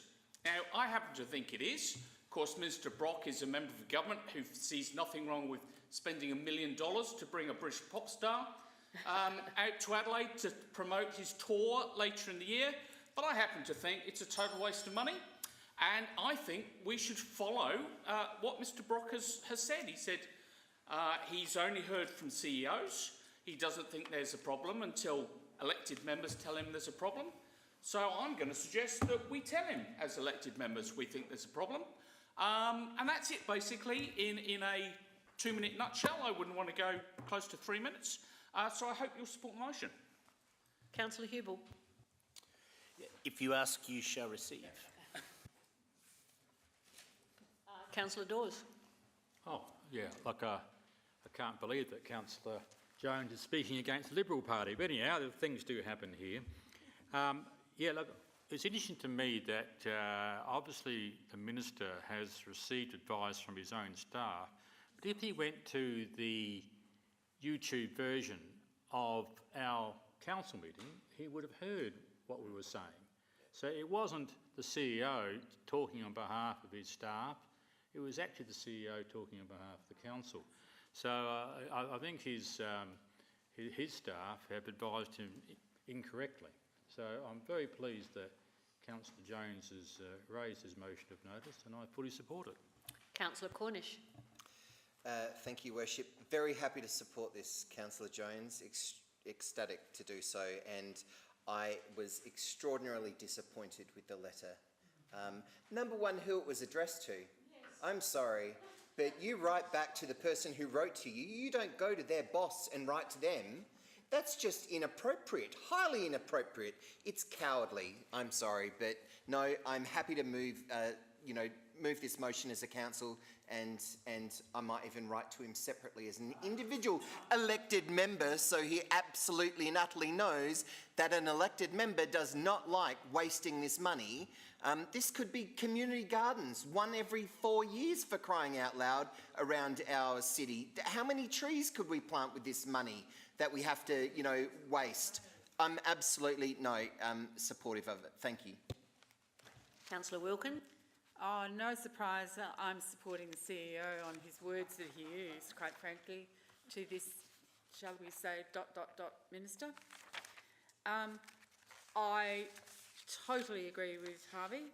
Minister, what's your name? No, you're not a minister. Oh, Councillor Jones.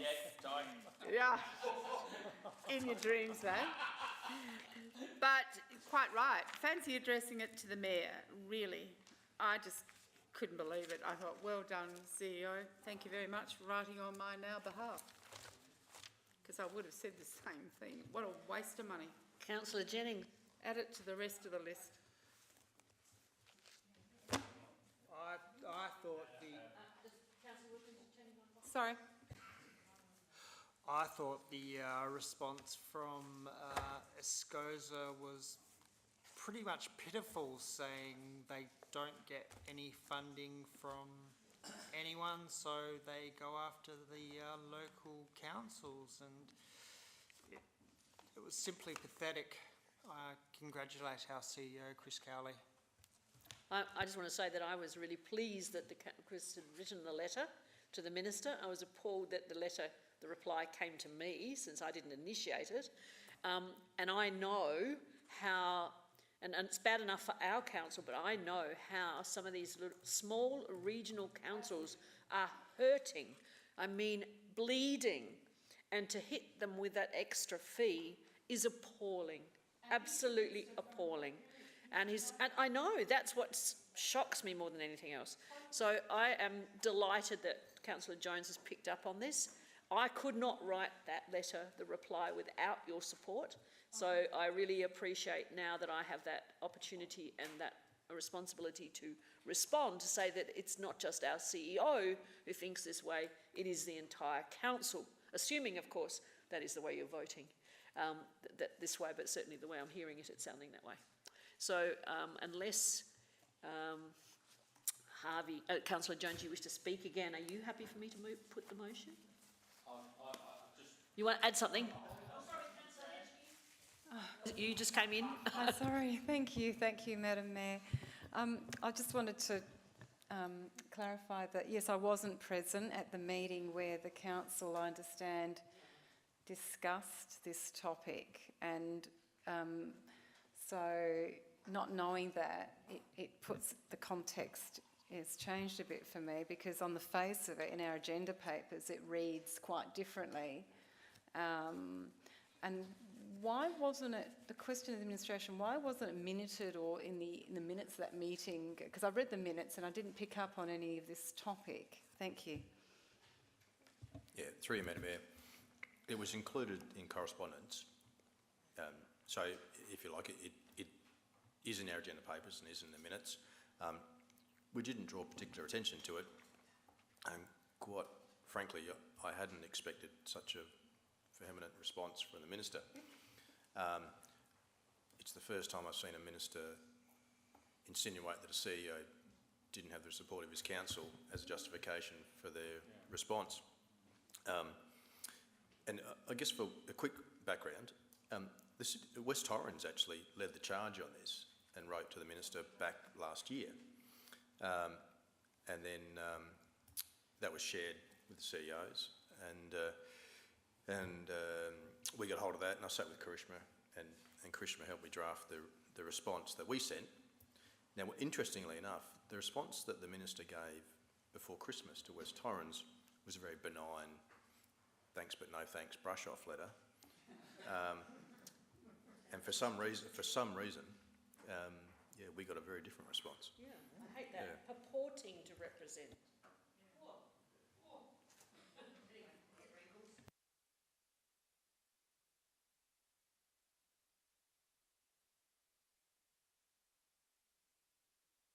Okay. Right, so does anyone else wish to speak? Otherwise, I will go back to Councillor Jones, or you happy for me to put the motion? I'd just like to say very briefly to Councillor Dawes, he's obviously never been to a Liberal Party meeting, because if you want to get abused to a Liberal Party minister or an MP, that's where it happens, let me tell you. I once went to a meeting where after 2 hours, the poor MP said, does anyone have any positive contributions to make? So anyway, I do hope you support the motion and support the CEO. Last time I saw Minister Brock, he was talking about when he was going to come visit our council. Oh. I'll put the motion. All those in favour? Those against? Carried.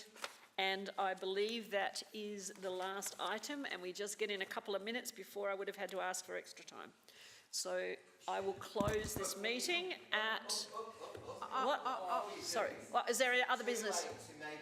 Do we need a division called on that to show What? how much support you have? I would actually like to add the word unanimously, even though we've been advised we're not supposed to. No, we're not allowed to, Wendy Matthews said. Not allowed to. Okay, let's call division then. Okay. Division has been called, so everybody stands, and that is... Can you do this all right?